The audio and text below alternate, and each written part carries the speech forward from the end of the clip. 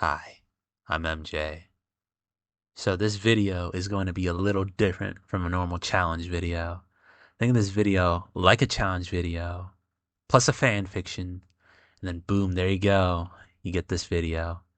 Now, that explanation probably made no sense at all, but hopefully whatever visual I provide will be adequate enough to provide clarification. And if not, I'm sure it'll all be clear once the playthrough starts. I'm basically going to narrate over my playthrough as if Anton Chigurh was literally Courier 6. That's right, we're going to be role-playing in a role-playing game. And I'm going to be taking a lot of creative liberties with my commentary, both regarding Fallout's lore and regarding McCarthy's work.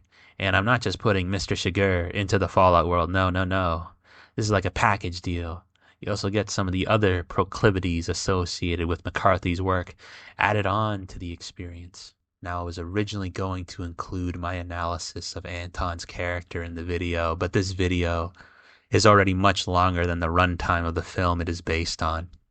So if you wish to see my analysis of Anton's character while I'm genociding the boomers, click the first link in the description to see my analysis of his character. That video will also help in explaining a lot of the creative decisions I made in this video. It's also good if you're curious about what Anton is like in the book. You know, the version of Anton I will be using will be a composite of his movie self and his book self. I also made a little backstory for this version of the character, which is also in that video in the description. Now, my narration will obviously be much more amateur in comparison to McCarthy's writing, but I wish to tackle some things which he doesn't really cover. For the most part, when it comes to McCarthy's characters, there's no direct interiority to them. The most we do get are glimpses of some of their dreams that they may have, and for what McCarthy is going for, I can't see it going any other way. But the goals of this project are different, and here we do lift that veil and see what the characters are thinking. With that intro out of the way, let's talk about how this is all gonna work. Now, I know you blind, man, but you gotta see this. Very clever. So what's the prognosis? Is this just going to be extremely difficult, or next to impossible? Hear me out on this, homie. Can you tell me your name?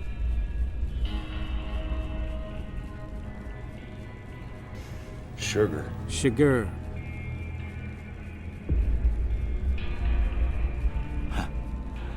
I can't say it's what I'd have picked for you, but if that's your name, that's your name. I'm Doc Mitchell. So I'm going to be playing on normal with hardcore mode enabled. These will be my special stats. It should be pretty self-explanatory for most of them given my analysis, but if you are wondering why agility is so low, that's because in the film, whenever we do see him walking, he is almost always walking very slowly. Walks that fucking slow. The skills I tagged were guns, medicine, and speech. Now, the reason I tagged speech at the time was mostly so I could use the Terrifying Presence perk as early as I could, but I didn't end up using that perk too often. This is what my character will look like. This part doesn't really matter too much. For his race, I made him Hispanic. And now, thinking about it now, I don't believe Anton is Mexican. But then again, when McCarthy came up with his name, he wanted a name that was untraceable to any ethnicity. One of the kids who witnessed Anton's crash at the end was asked if he looked Mexican. And he said he doesn't believe so, but he does have a bit of a dark complexion. That does match Moss's description of him as being faintly exotic. Just because the kid doesn't believe he's Mexican doesn't guarantee he isn't. But again, this part doesn't matter too much. I gave him blue eyes like he has in the book. And in the book, he's also described as looking like any average person with no major features, so there was no need to go too crazy with the face customization. For the film, I know the haircut Javier Bardem was forced to have made him super depressed during the entirety of shooting, so I also picked a haircut that would make someone want to kill themselves. So I'm sure you guys are all curious how the coin toss mechanic will work. I installed a mod to do this. The mod basically allows you to simulate either flipping a coin or rolling a 6-sided die. They both appear in Doc Mitchell's house. when you pick them up, they appear as aid items. Okay, but what about calling it? I mean, Chigurh said himself, the other person can be the only one to call it. He himself can't call it. So for this part, you have to use your imagination a little bit. For every character my player will ask to call it, just pretend that that's happening in game. I'll provide a narration and make up some dialogue between my character and the NPC whenever that happens. And since both the gas station proprietor and Carla Jean called heads, let's just assume they always call heads. In the analysis portion of this video, I came up with these characteristics / quirks of Anton's character. You can pause and read them if you wish. I'm going to try to embody these traits while going through the game. But yeah, that's about it. I put a bunch of timestamps in the description if you wish to skip to any particular section of the game. There's also a bunch of other useful things down there. But before I may begin, I just want to say that I hope you will enjoy my commentary, and thank you for watching. Oh, easy there. Easy. You've been out cold a couple of days now.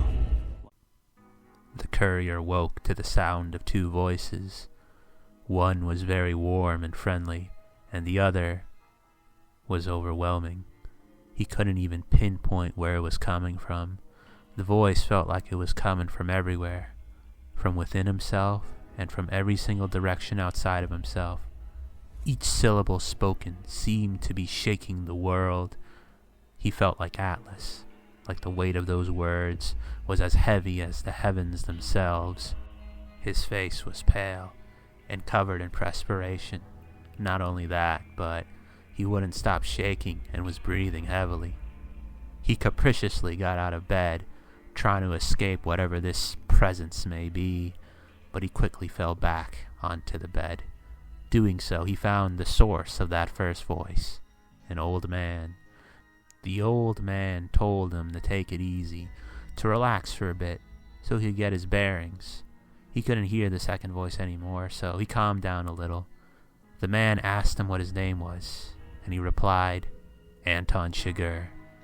While still shaking a little bit, the man introduced himself as Doc Mitchell, and told him he was in the town of Goodsprings. Doc Mitchell told Anton he removed all the fragments of lead that man in the suit pumped into him. He also told him to inform him if anything is out of place. Anton wanted to bring up the voice that he was hearing, but he felt that if he were to confide in the doctor about this presence, they would both feel the full wrath of that thing. The doctor helped Anton up after he noticed he'd stopped shaking. Anton made his way over to the vigor tester machine, and they confirmed all his vitals were good. Afterwards, Doc Mitchell conducted a psychiatric evaluation on Anton. The first set of questions, Mitchell would say a word, and Anton was asked to say what the first word that came to his mind was. When the doctor said dog, Anton answered with train. When the doctor said house, he answered with target. When the doctor said night, he answered with shroud. When the doctor said bandit, he answered with reasonable. When the doctor said light, he answered with dark. When the doctor said mother, he answered with jeans. For the next set of questions, Anton was given a statement, and he was told to say whether he agreed, strongly disagreed, or had a neutral opinion about the statement. Conflict just ain't my nature, and Anton strongly disagreed with that. I ain't given to relying on others for support, and he strongly agreed with that. I'm always fixin' to be the center of attention, and Anton strongly disagreed with that. I'm slow to embrace new ideas, and Anton agreed with that. I charge in to deal with my problems head on, and Anton agreed with that. Finally, he was given a Rorschach test and stated what he thought each image resembled. For the first image, he thought it looked like an oozing wound. For the second image, he thought it looked like a ship at sea. And for the final image, it looked like a mushroom cloud. That concluded the doctor's visit, and Anton and Doc Mitchell met at the front door. Mitchell said he went through his belongings, and he couldn't really find anything related to a next of kin. All he really found was this note about some platinum chip, and then he handed all the courier's belongings back to him. He also handed the courier his old Pip-Boy and vault suit, thinking it might be of more use to him. But one detail of that whole exchange caught the attention of the voice from earlier. It seemed as if the whole world froze in time. The voice sounded like a constant stream of bells from some dark cathedral. This time it wasn't as bad, but still it was overwhelming. The voice spoke in a language he had never heard before, but he was sure the origins of the language lay beyond humanity. Yet he still somehow understood the meaning of these words, like some primordial aspect of himself carried the knowledge of this language. The voice told him he doesn't understand this yet, but he needs to maintain the clandestine nature of this mission. Doc Mitchell is not supposed to know about the platinum chip, and he must be dealt with. Anton told the voice that he can't do that. Doc Mitchell was the one who saved his life. And the voice said no. It was not a mere doctor who raised you up like Lazarus. No, it was the actions of the man in the suit who raised you up to such a lofty position. But I understand why you may feel merciful towards this man. His knowledge of the platinum chip is limited, so we shall give him a similar test that was given to you. What you faced a few nights ago was a trial to augur whether you were worthy of prophethood. Take one of the bottle caps the doctor handed back to you and flip it. Ask him to call it either heads or tails. This will be our means of auguring if he is worthy to continue living. That is the best that can be done. Time resumed, and not a second had passed after Doc Mitchell gave him his Pip-Boy and vault suit, and the voice was gone. Anton's only response to such generosity was to reprimand the doctor for going through his stuff, and then he let out a deep sigh.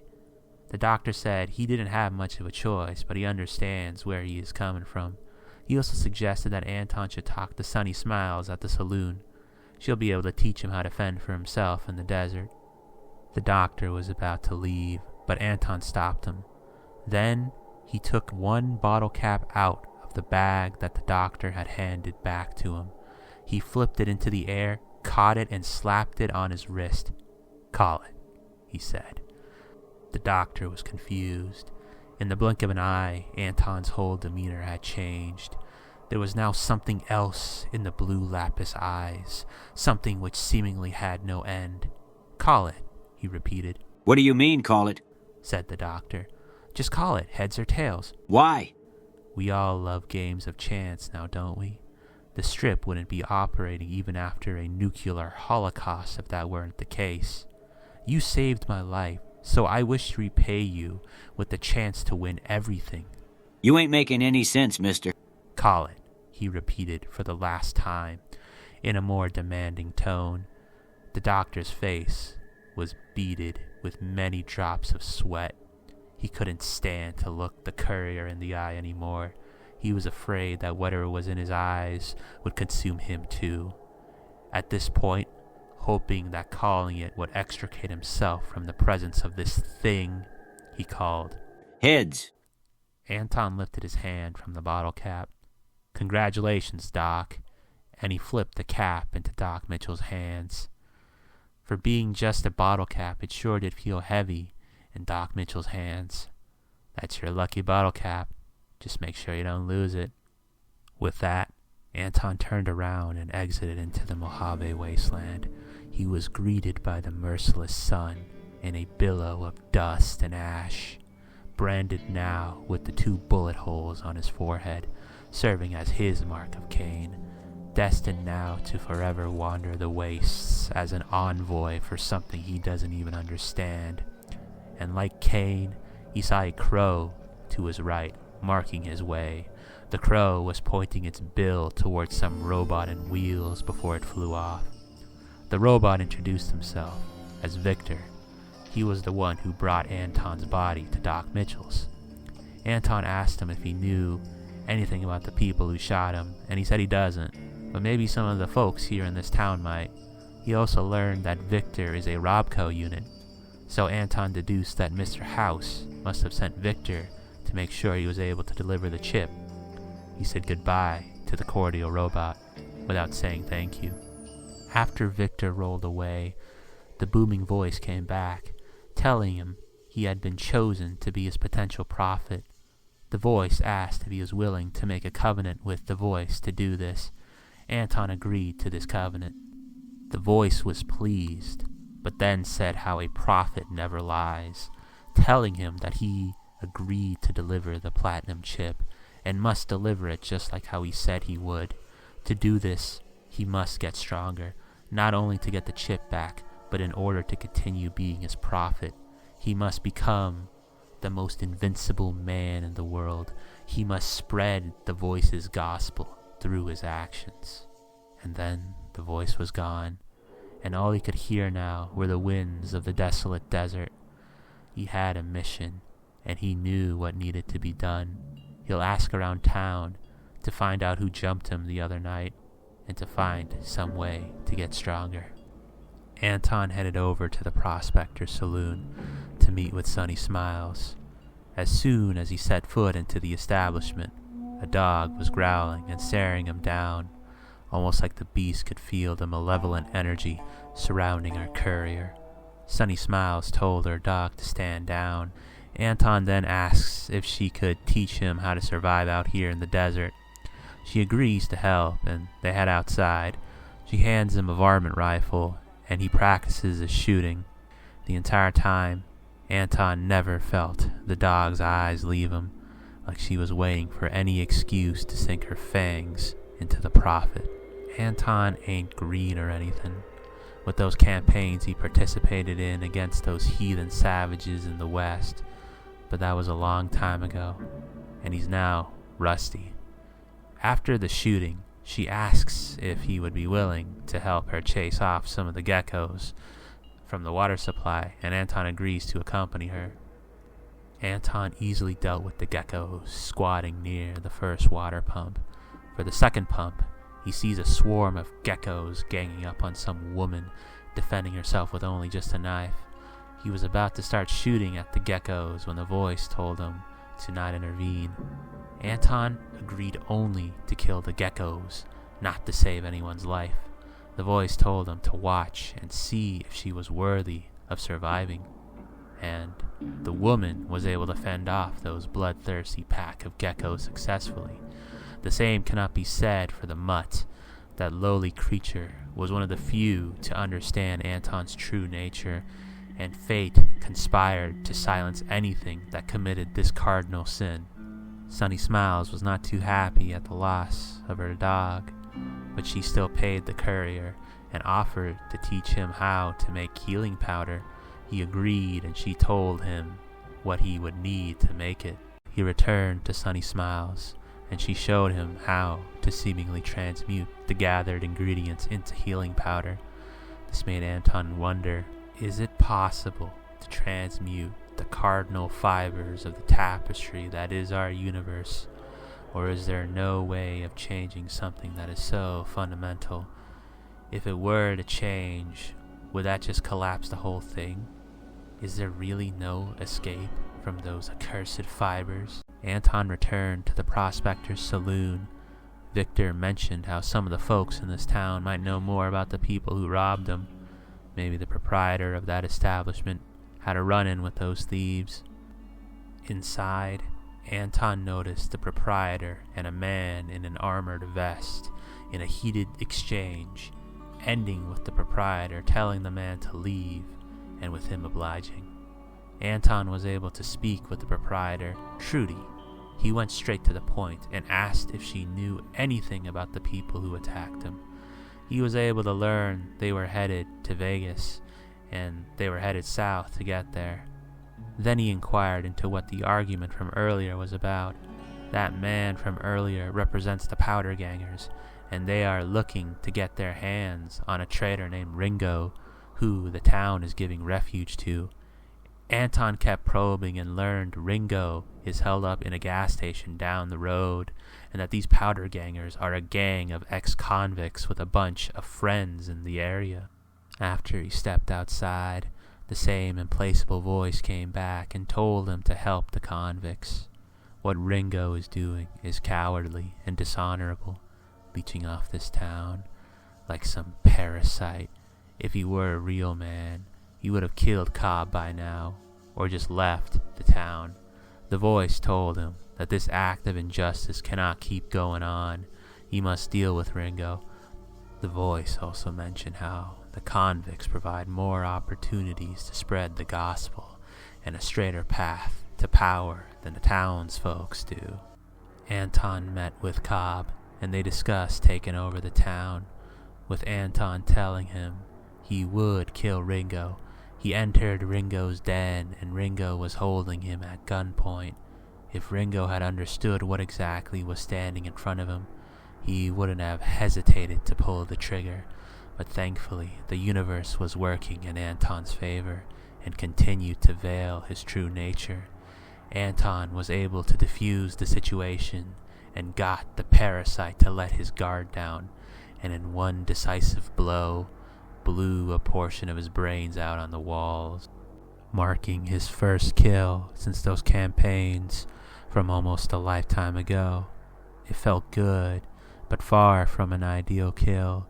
The parasite didn't put up much of a struggle, and it was over too quickly. Anton was far from climaxing, but he had wet his beak and wanted more. With the hit completed, he returned to Cobb. Cobb suggested acquiring some supplies before they begin their crusade. He was able to convince the local trader to hand over some supplies for the cause. However, Anton was not willing to lie to the good doctor just to get some medical supplies, not even for the most holy of wars. Anton returned to Cobb, and with that, all the participants had arrived, and it was time for the dance to begin. They charged out of the Prospector's saloon like the last crazed sortie of a siege. There was sand being kicked up from the exchange of gunfire, and the booms of dynamite and gunfire were masking all other sounds. Anton used this chaos to flank them on their left. One of them crippled his left leg, but that hardly felt like anything compared to the weight of those words he felt not too long ago. He fought through the pain and gunned Trudy down. The bullets kept flying at Anton, but his rising heart rate kept pushing him forward. He felt great elation from that first kill and was willing to do anything to keep that high going. Despite all the near-fatal injuries he sustained in that short time, he cut down the haggard old cowboy and was rewarded with another rush of adrenaline. His former instructor was preoccupied by the oncoming convicts to notice her blood-crazed pupil flanking her from behind, and with a few shots, she too was down. The only one left was the good doctor. He wanted to give him a quick death. He earned that much, but that privilege was stolen from him by one of the dynamite-happy convicts. He would have preferred if the good doctor had been spared from the slaughter, but there was no helping it. The flick of that bottle cap only prolonged his life by a few hours. Another soul who caught a glimpse of his true nature, disposed of by fate. He checked to see if he still had the lucky bottle cap on him. It was mixed in with his other caps and was transformed into a regular old bottle cap. Anton was thinking maybe if the doctor brought that bottle cap by itself, or if he never saw his true face, or if he just stayed home and didn't get involved. But what does any of that really mean? They are not some other way. They are this way. His life was over as soon as he came into his life.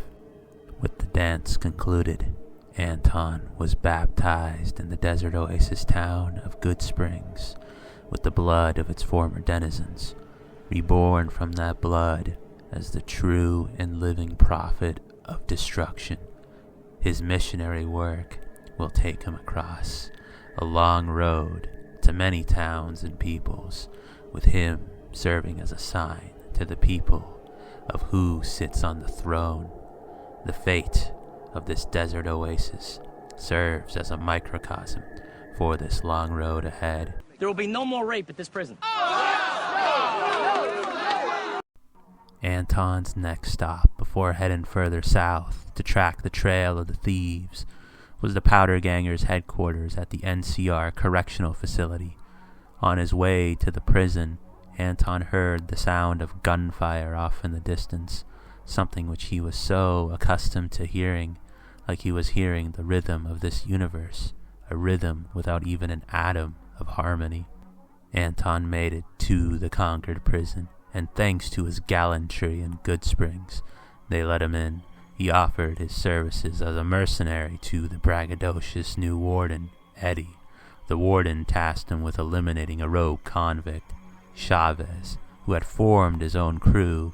He also mentioned that he doesn't care what happens to his underlings, and with that, Anton headed off to eliminate Chavez for this jealous sovereign. The lacerated sun was dripping down into the spirit lands. The last of its rays beyond the rim of the world were like bloody claws, desperately struggling for dear life to stay in the heavens. Today the clouds were not merciful enough to veil this struggle in which the sun knows it is destined to lose, but still prolongs its futile battle with the heavens at the end of every day. Anton found Chavez and his cadre bivouacking near an old cargo container. Disregarding Chavez's men, just like how the warden did, he threw a stick of dynamite, hurling sand and two of his subordinates into the air from the explosion. Chavez was able to weave his way out of the radius of the explosion, something which he was not able to do with the 9mm rounds pumped into him by Anton. Out of nowhere, one of Chavez's men charges in front of Anton, but all he managed to do was buy Chavez a few more seconds. Chavez, realizing this was a lost battle, ran off limping. When Anton went to finish him off, he was surprised to see a militia company fastly approaching him. They must be here for retribution for what happened at Goodsprings. They caught him flat-footed, and fighting them now would mean certain death, but he had to risk it. Chavez was limping desperately towards the militia as if they were going to be his saviors, but Anton denied him this salvation. In the process, he took many stray shots, but the ecstasy from that kill numbed any pain he may have felt. With his mission complete, Anton made a strategic retreat back to the prison. He went back to Eddie and told him that he doesn't have to worry about Chavez anymore. The warden informed Anton that they have another problem. There's a suspicious merchant hanging around near the prison, and he wants Anton to investigate if he is a legitimate merchant. If not, kill him, and if he is legitimate, press him to allocate his wealth for the Powder Ganger cause. Anton approached the masquerading merchant, appraising the man, noticing he had the soul of a liar. He was easily able to make the liar admit his lie, and with that, he said goodbye, and so too did the liar from this world. He returned to the warden and informed him of his successful hit. The warden apprised him that he wants him to go to the NCR encampment near Primm to see if they are planning any acts of revanchism to retake the prison. Anton had to go to Primm anyways, to follow the trail of those thieves and to meet with his colleague. On the road to Primm, he sees a madman approaching him. He looked as if he would follow him to the ends of the earth to apprise him of his mad tales. Anton really didn't care what the madman was spouting, but one detail in his sea of madness stood out. He had been following Anton for some time now. This man had somehow veiled himself from Anton's presence, and maybe even the voice's presence, and was doing this for an extended period of time. This man is dangerous. Who knows what exactly he witnessed Anton do? He must be eliminated. And as soon as Holmes finished his idle talk, Anton started blasting him without a moment of reprieve. The fear was making him impotent in feeling any pleasure that he would normally feel after a kill like this. The voice was silent the entire time, but he now knew it was speaking through the actions of the madman. So far, this man was the scariest thing, besides the voice Anton encountered in the wastes, and the voice must have sent this madman as a wake-up call. maybe as a warning for his act of running away from those mercenaries from earlier. He needs to get stronger before something much worse is sent after him. Let Courier 6 carry the package. That's what he said. Like the Mojave'd sort you out or something. It had been a while since the voice had spoken directly to Anton. Had he upset the voice somehow? Is he no longer worthy? Or was this all a test to see what he would do without guidance? To see if he would stay on the straight path that was laid out for him from his previous revelations? Or he could just be a madman, like that Holmes character. But even the mad have periods of sanity, and maybe that's what this silence is. Just like how the sane have periods of madness to remind them that they are sane. Or at least that's what he read once in an old world book long ago. Even with these feelings of doubt within his alien heart, he was compelled to keep walking on this road. Anton got to Primm, and another group of escaped convicts, unaffiliated with the powder gangers, had taken over the town. Anton did what any good employee would do in this situation and shot up the entire town square to protect the sanctity of the company and to find Nash. After clearing out the streets, he entered one of the casinos to be greeted by none other than Johnson Nash himself. Anton tells him he is one of their couriers and he lost the package he was supposed to deliver. Nash provides some more information about that delivery. Victor, and by extension Mr. House, hired 6 different couriers, all shipping seemingly useless items. The other 5 packages were successfully delivered, but why was he the only one to be robbed? It could be assumed that the other 5 couriers were decoys and his package was the only important one. So the voice was right. This is a clandestine job. Mr. House clearly doesn't want others to know about the chip. He must continue to keep the list of people who know about the chip as small as possible. This may not seem like much, but for the people who believe, this is enough of a sign to affirm their faith. He asked Nash if the man in the suit and his cadre passed through Primm, and Nash replied that yes, they did, and the thugs with him were a part of the Great Khans. Finally, he asked Nash if he knew anything about the NCR planning to retake the prison.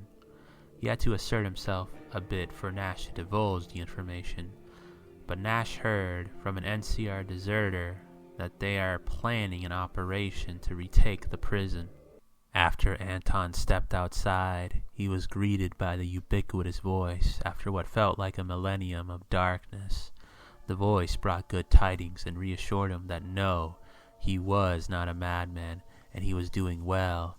The voice rewarded Anton for his actions by apprising him of what it means to be a prophet, that he is a spiritual descendant of a long line of prophets.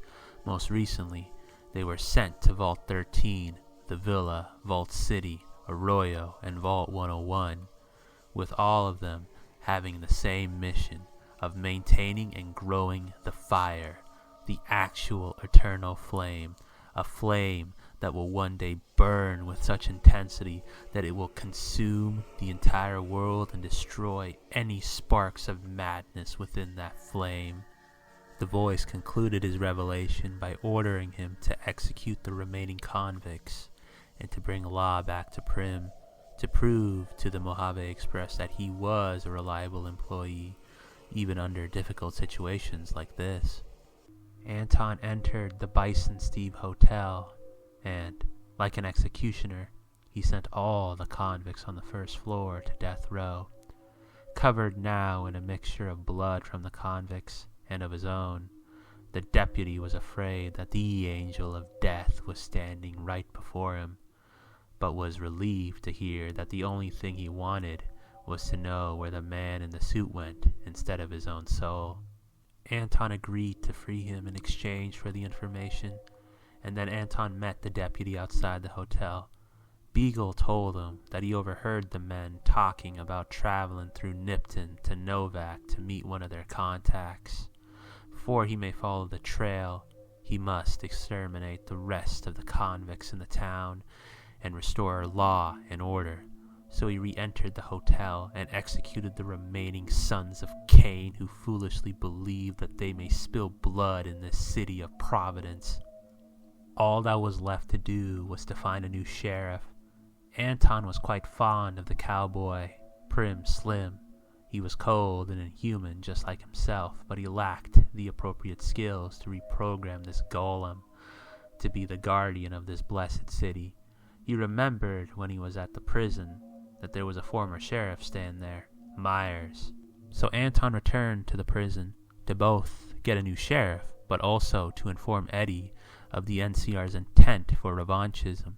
He meets with Myers and he agrees to the job as long as he gets an NCR pardon, and Anton would have to go to the Mojave Outpost to do this.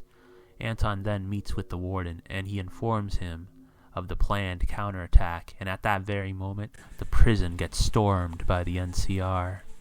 The NCR blew a hole through one of the chain fences surrounding the prison and started swarming in. Eddie mentioned that there really wasn't a reason for him to stick around, but Anton wanted to challenge himself and see what the NCR was made of and to see if he really did get stronger. Anton dashed his way to the front entrance of the prison and proceeded to circle the prison until he found the opening they made, and then flanked the soldiers from behind. Anton kept hurling his seemingly endless supply of dynamite at the soldiers. Each subsequent boom raised his heart rate and made him feel almost invincible. The storm of dynamite he was raining down on the NCR caught them flat-footed. Each of the explosions kept knocking the soldiers to the ground without any reprieve. Only one of the troopers was able to stand, and he got a few shots on him, but that didn't matter to Anton. At this point, getting shot was just routine, and he was numb to the whole experience. He switched to his 9mm and finished off the final soldier, who stood before this archon of death.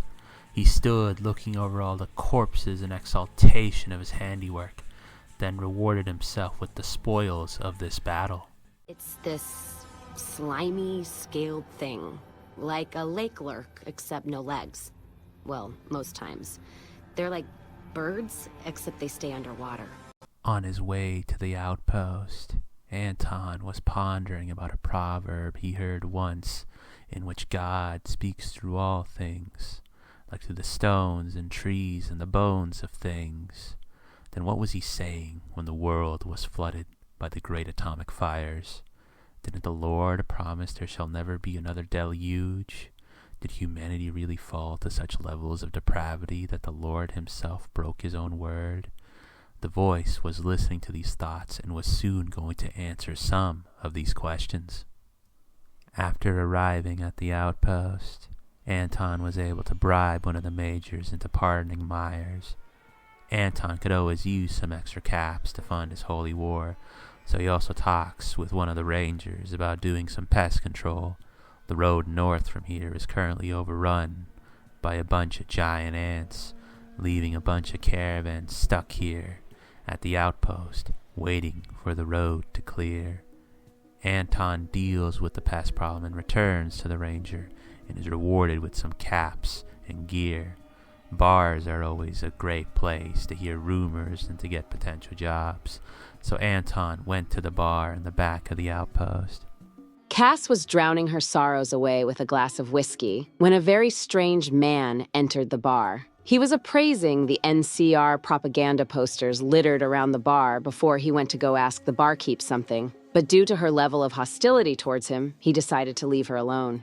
Everything about the man was off. The way he talked, the way he moved, and the way he acted. It was like watching an alien pretending to be human. There was even an odd aroma about him. He smelled of gunpowder and something with a medicinal edge to it, the scent of danger. But she was infatuated by the man. There was something about him she couldn't quite put her finger on. For some reason, this man reminded her of her father. She wasn't even sure why. Her father was never this strange, yet he was somehow connected to her father. Anton felt her gleaming eyes. She was like a knife, but her eyes were not sharp enough to pierce through his veil. The woman at the bar seemed oddly familiar, yet he knew he never ran into this woman until now. It's like their fates were somehow connected. Anton was curious what it was that bound the two of them together and approached the woman. He started a conversation with her like a human would, as if the 37 years he had spent on this alien planet had led to him acquiring the traits of its inhabitants. He inquired into why she was so upset. Multiple of her caravans were incinerated, apparently by raiders. They didn't even take any of the cargo. The ranger Anton talked to earlier also won't let her go north because the roads ain't safe. Cass advised him that if he is seeking work, try the Crimson Caravan branch here in the Mojave. Anton, being a courier, was quite familiar with the Crimson Caravan, since he often traveled with their caravans when going through the big circle. Anton told Cass that he already dealt with what was keeping the roads closed, and that seemed to cheer her up a little bit, but she's still stuck in this outpost due to her caravan papers. He told her he had to leave, and she told him cordially to take care. Anton then returned to Myers, told him he was pardoned, and they established a law in Primm. Don't worry. I won't have you lashed to a cross like the rest of these degenerates. Anton was following the trail of those thugs to Nipton. He saw smoke rising from the horizon when approaching the city. Hopefully, the platinum chip wasn't being used as fuel for those fires. When entering the city, he saw a figure waving to him, as if he had been waiting to show Anton his handiwork, and then he came running up towards him. Anton was wondering whether this man had single-handedly destroyed this town, but after hearing his shrill voice, he immediately knew he was just a fool. The fool arrogantly proclaimed with such exultation that he won the lottery of life. Anton had fire in his eyes, a fire fueled by transcendent rage that had been burning and growing far before even the antediluvian age. Anton's face was contorting with cosmic wrath, stopping the fool dead in his tracks. Then Anton began to speak with venom in his voice. The accounting for the lottery of life is scrupulous. You enter yourself into this lottery every day, yet you, living in your ignorant, ignoble state, have never known that. You speak as if you had already won, as if your own will was able to bend the results in your favor, as if fate itself was your tool. Tell me, if fate really did favor you, then why did it send me to you as its envoy? The fool's face was completely pallid, with sweat running down it. He was not even 100% sure what he did to have angered this man so much. Please, mister. I'm sorry for what I said. I just want to go home. I don't even want to be a stupid ganger anymore. No, you can't just walk away from the lottery, as you have with everything else in your life. There must be recompense for the blasphemy you uttered against the lottery.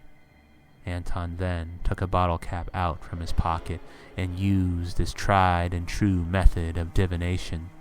Call it. What is this? You should already be familiar with how this works. After all, you said you already won the lottery of life. Let's prove that with my own means of auguring your fate. I told you already that the lottery was scrupulous. What's below my palm? Is it head sides up or tail side up? Call it. The fool was panicking.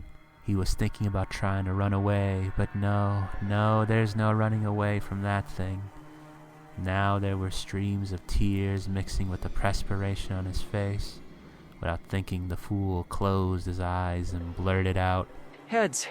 The prophet slowly removed his palm on top of the bottle cap, and it seemed as if this fool had the devil's luck. Anton simply told him, Bravo. He was about to hand the fool the bottle cap that he had earned, but the fool bolted off in the other direction. Before he could do that, now another soul had caught a glimpse of the monster within. They say we are all born with a set amount of luck, and Anton felt as if this man just exhausted his whole stockpile. For his sake, he hopes he doesn't end up doing something else reckless. The fool, now filled with a newfound vigor, began running as fast as he could into the merciless desert. Had he deluded himself into thinking he was invincible after winning 2 consecutive lotteries? Or had he gone mad from seeing the prophet's true nature? Regardless of his state of mind, he was now running in circles. He did this for 10 minutes before directly running into a congregation of both rat scorpions and night stalkers. He miraculously was able to keep this chase up for a few minutes before succumbing to a rat scorpion. Before entering the town, Anton looked at the golden bull marking the site of their slaughter, thinking to himself, so this is the new golden calf. Anton had heard much about the cult of Mars, whether it be here in the Mojave or back west.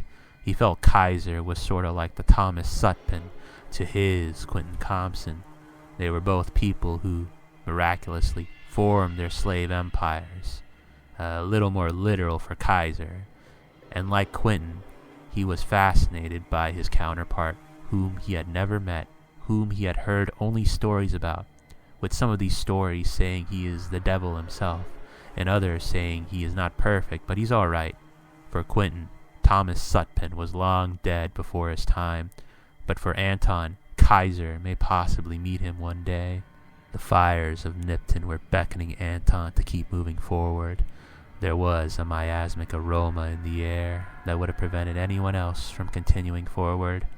The town reeked of feces, urine, blood, and of burning flesh, hair, and rubber.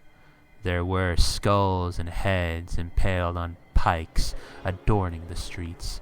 There were men of varying backgrounds crucified across the town square, letting out a cacophony of groans and moans.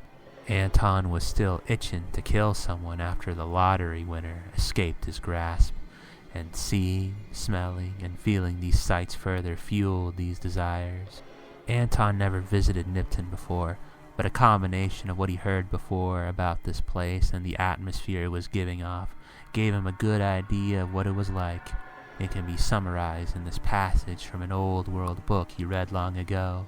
In that city, foreign and paradoxical, with this atmosphere at once fatal and languorous, at once feminine and steel-hard, this grim, humorless yokel, out of a granite heritage, where even the houses, let alone clothing and conduct, are built in the image of a jealous and sadistic Jehovah. Anton always liked this passage, since he believed that last part could be applicable to the whole wasteland. There was a group of men exiting the town hall, who must be the missionaries of the son of Mars. The man in the center had one of the lobos on his head. Anton spoke to the head missionary. The missionary said he was going to spare Anton from the slaughter, and he wants him to spread the lesson of what the cult of Mars taught here. That lesson being that might makes right, but also that this town was a wicked place, debased, dishonorable, and corrupt, which matches Anton's assessment of the town. The missionary also mentioned how he orchestrated the lottery using the lottery tickets Nipton was so known for as a means of determining who gets to live, be enslaved, or be killed. Anton was fascinated that both he, a prophet for the voice, and this missionary from the cult of Mars used similar methods of divination. So he told the missionary that it sounded like the residents of Nipton got what they deserved. The missionary told him to spread the word about what the cult of Mars did here, and then set off, or at least they tried to. Before they set off, time stopped, and Anton received another piece of revelation from the wrathful voice. The voice told him he did a masterful job against the fool. However, these acolytes have also transgressed against the lottery and must be judged.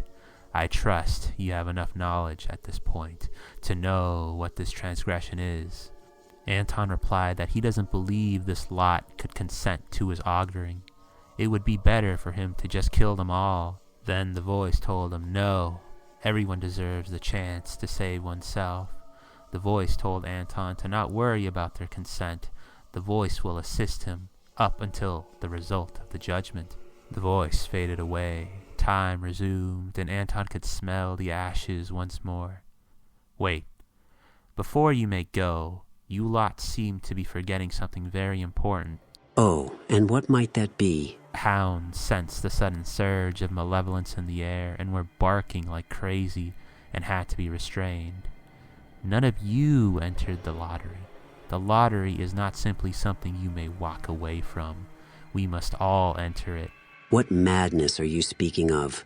Those raffles were merely a way of exposing the true nature of the profligates of this city of hypocrisy. No, it is you who do not understand.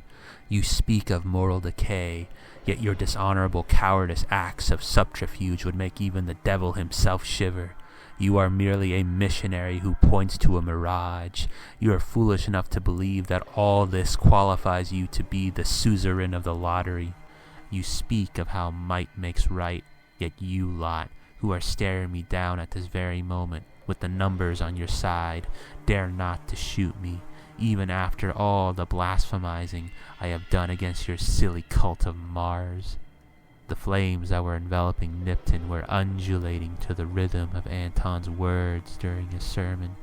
The fire in his eyes was gradually growing, and so too was the intensity of the flames surrounding the city. The hounds were getting even more out of control and rapidly circumambulating random points of the town. The legionaries may claim to be civilized, but most of them are still tribal at heart, and all these sights were enough to let the superstitious side of their brains go wild. You think these tricks scare us? We defeated platoons of super mutants, Brotherhood Knights, and NCR veterans with nothing more than rudimentary weapons and our minds. What good are tools in your mind when faced against fate? Volpes may have been trying to act tough on the outside, but even Volpes couldn't help himself. He too was giving in to his tribal side and started believing all this was the handiwork of the former legate, the Burned Man. Just like how you lot offered a chance to save the people of Nipton, I too do the same for the followers of the Son of Mars. Anton took the fool's bottle cap that was still in the palm of his hands and spun it into the air, caught it, and slapped it down on his arm. Call it. Heads or tails. Volpes remained silent, trying to think what the best course of action would be. The fires surrounding the city kept growing larger and larger, while the smoke kept getting darker and darker. Those flames are rapidly approaching. I would advise against idleness. You aren't Abraham. You aren't built for this trial by fire. So call it. Volpes, seeing no other way out, called heads.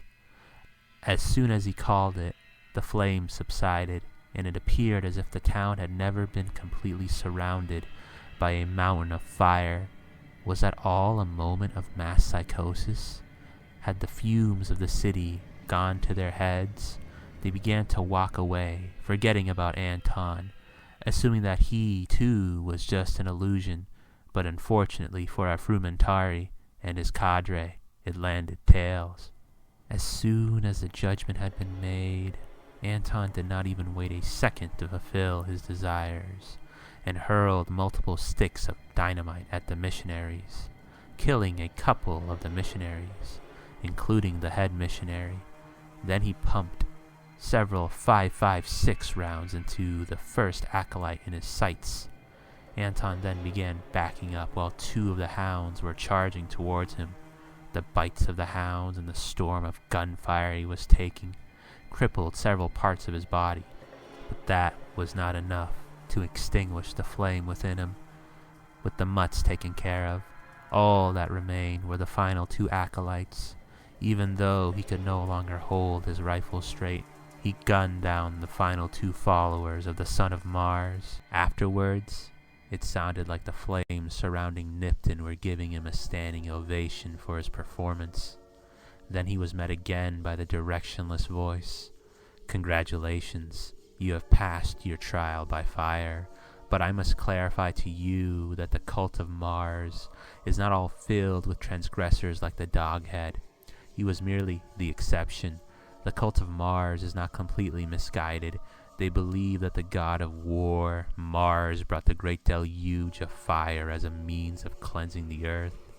That statement is not entirely wrong, because war is God. War is the truest form of divination. It is the testing of one's will and the will of another within that larger will, which, because it binds them together, is therefore forced to select. War is the ultimate game because war is at last a forcing of the unity of existence.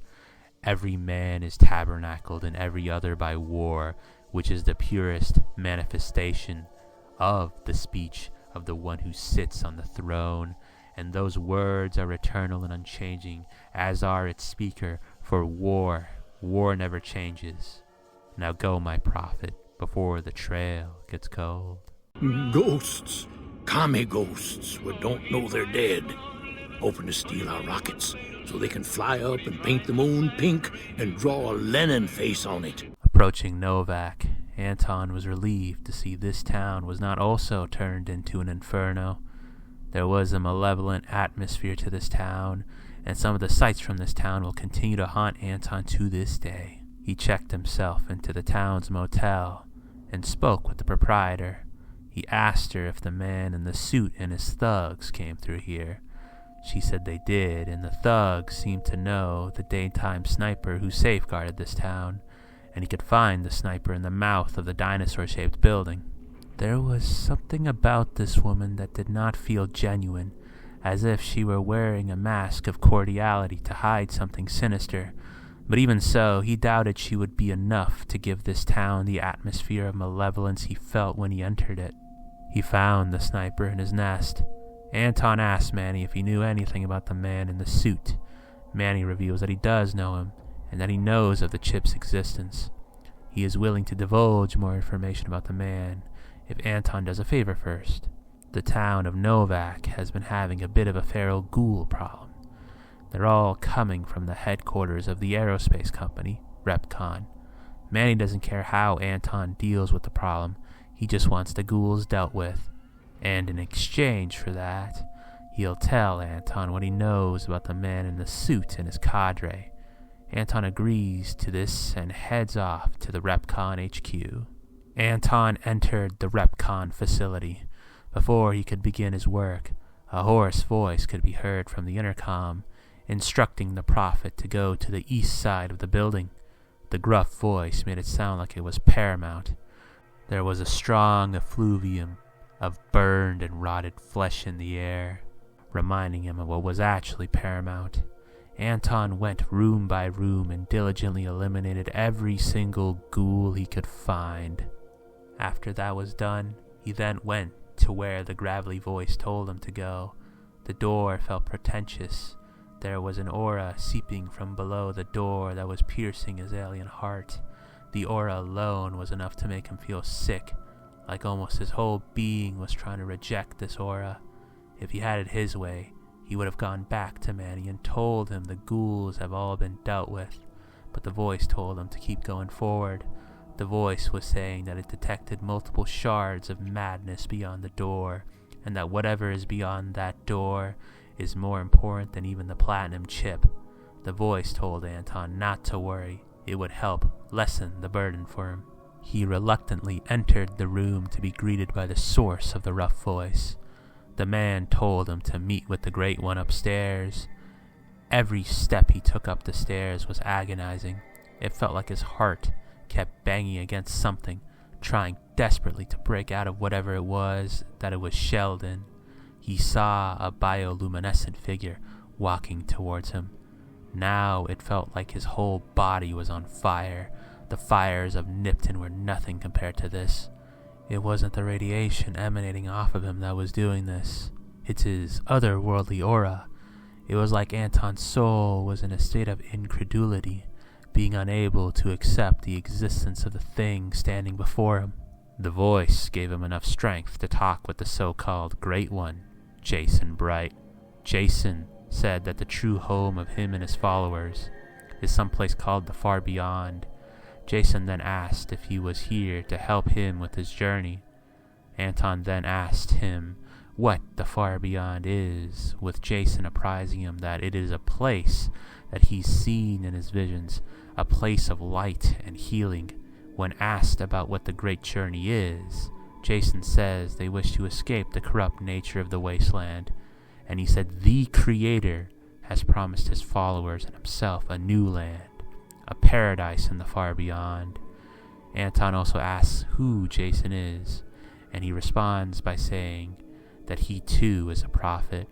Anton finally asks how Jason and his disciples will make their journey, and he says that an article of faith is required to make the journey, but he shall not disclose it with outsiders like himself. Every single sentence uttered by this prophet brought more and more anger to the voice. To anyone else, everything Jason uttered would seem like madness, but that in itself was one of the signs of true revelation. Like when Zarathustra came down to the world after his 10 years of solitude to share his knowledge, but was deemed a madman. This Jason speaks in riddles, but he speaks the truth. The far beyond is obviously the pleroma. He talks about the great journey. The stars in the heavens are meant to be like prison bars, but with guidance from someone from above. From the land of light, even the heavens themselves may be pierced. Jason understands the fundamental corruption of the world and wishes to escape it with his followers, with the help of someone whom he calls the Creator, maybe one of the Aeons. Even the voice wasn't too sure who he was referring to, but what it was sure about was the article of faith he mentioned, which is nothing more than gnosis, the main component of making any journey beyond the bars. The voice told Anton to give in, to accept its help. Anton had the equivalent of an ego death, surrendering himself fully to the voice. The voice using his body like a temple, with his consciousness being in abeyance. Now there was a fire in Anton's eyes, a fire that would be more than sufficient to even turn hell into a pile of ash. Then the voice began to act and speak directly through his prophet against the mad prophet. I know who you are and where you've come from. You've come from the immortal realm of Barbello. You are our mistake. You should have not gotten this far, but your journey is nearly over. It ends here below the stars, which shall forever be your prison. Before Jason even had time to respond to the bellowing voice that seemingly shook the heavens and the earth, the voice acting through Anton shot this prophet twice in the head, just as the man in the suit shot Anton twice in the head. The moment Jason died, Anton regained his consciousness, and, with Jason's spark annihilated, he was freed from his perdition. The other ghouls downstairs heard the commotion and were making their way up the stairs, so Anton countered this offensive by throwing multiple grenades down the stairs.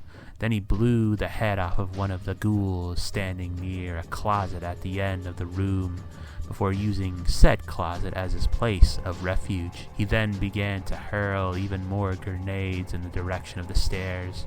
This was exactly what Anton needed to heal himself from the hell he was just suffering through. He didn't really feel anything when clearing the facility of feral ghouls, but these ghouls still had their souls. Even behind their decaying eyes, he could still see their desperate desire to survive when facing him. This gave him the rush of adrenaline he needed to wipe the rest of the apostles of Jason out. With all the ghouls exterminated from RepCon, Anton meets with Manny in his motel room. In exchange for a job well done, he reveals the name of the man in the suit, that being Benny, and his next stop after Novac will be Boulder City. With all the information he needed acquired, Anton eliminated Manny. One, for inconveniencing him by making him play exterminator before divulging any information about Benny, and most importantly, since he knows of the platinum chip's existence, he is a threat to the clandestine nature of the mission Mr. House has in mind. He had no reason for being merciful towards Manny, nor did the voice instruct him to be merciful, so he didn't even bother giving him the bottle cap judgment. He was about to leave the town, but noticed the closer he got to the exit, the stronger he felt that malevolent aura he felt when coming into the town. It was coming from a shack at the outskirts of the town. He entered the shack like he was entering through the gates of hell. He was greeted by what looked to be a carcass of a burned-out god. The old man, solemnly sitting there on his mad throne, was undeniably once a chosen one figure like himself.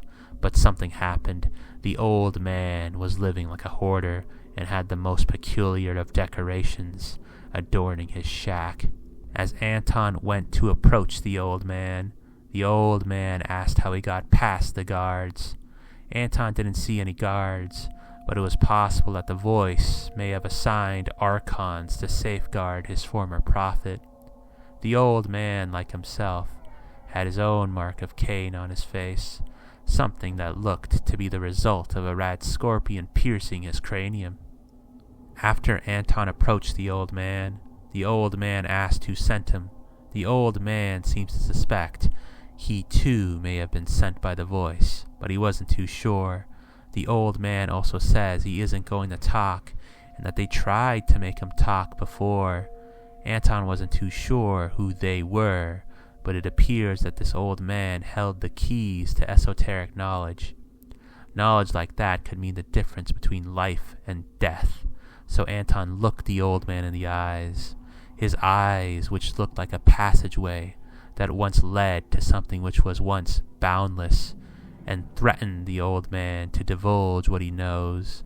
The former chosen one agreed to share his esoteric knowledge, as long as Anton didn't hurt him. The former chosen one explains that he is called No-Bark because he speaks the truth. He also speaks of tales of an invisible chupacabra with an automatic weapon, arguing with another invisible figure. He even has information about the Repcon facility that Anton just got back from.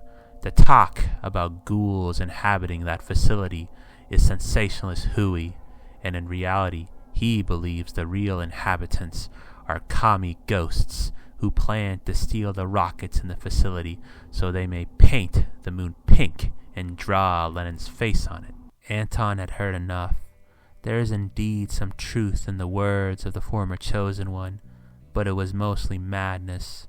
Anton was wondering what could have happened for the chosen one to end up in this state. He imagined his predecessor would have gone out honorably as a martyr in some grand battle for the voice, but no, he was just abandoned by the voice and is now nothing more than a derelict madman preaching his tales in some backwater town.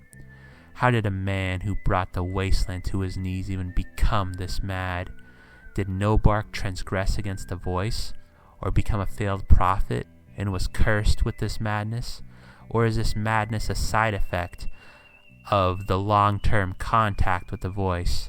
Can our minds simply not withstand being in contact with such a cosmic force? Or can our souls simply not withstand all the morally reprehensible things that the voice will make you do? Will No-Bark's fate also be his fate?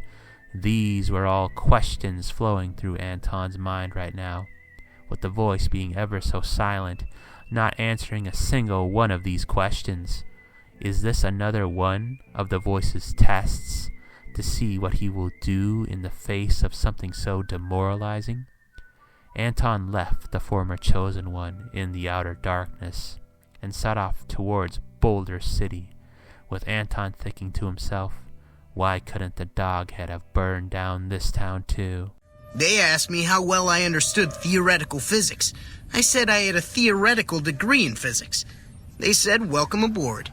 Anton was heading his way to Boulder City, still thinking about whether he too would eventually be cast out into the outer darkness, when his thoughts were interrupted by the glare coming from the HELIOS One power plant, as if Helios himself was telling him not to worry, he shall always light his way. The glare was beckoning him to investigate this old world site. He approached the entrance of the facility, only to be stopped by an NCR lieutenant who would not permit him to go any further. Anton could have lied to the lieutenant and told her he was with the NCR, but chose instead to get into this old world temple through the side door after lockpicking it. Anton navigated his way through the facility until he found a man in a lab coat and sunglasses, staring very intently at some readouts on his clipboard. He looked as if he were in his own little world. He approached the man, with the man asking him if he was here to replace him. Anton replied, "He's not here to replace him," and the man referred to himself as Fantastic. Fantastic explains that he is in charge of all the operations here. However, the solar panels outside aren't set up properly and are running at 1% efficiency.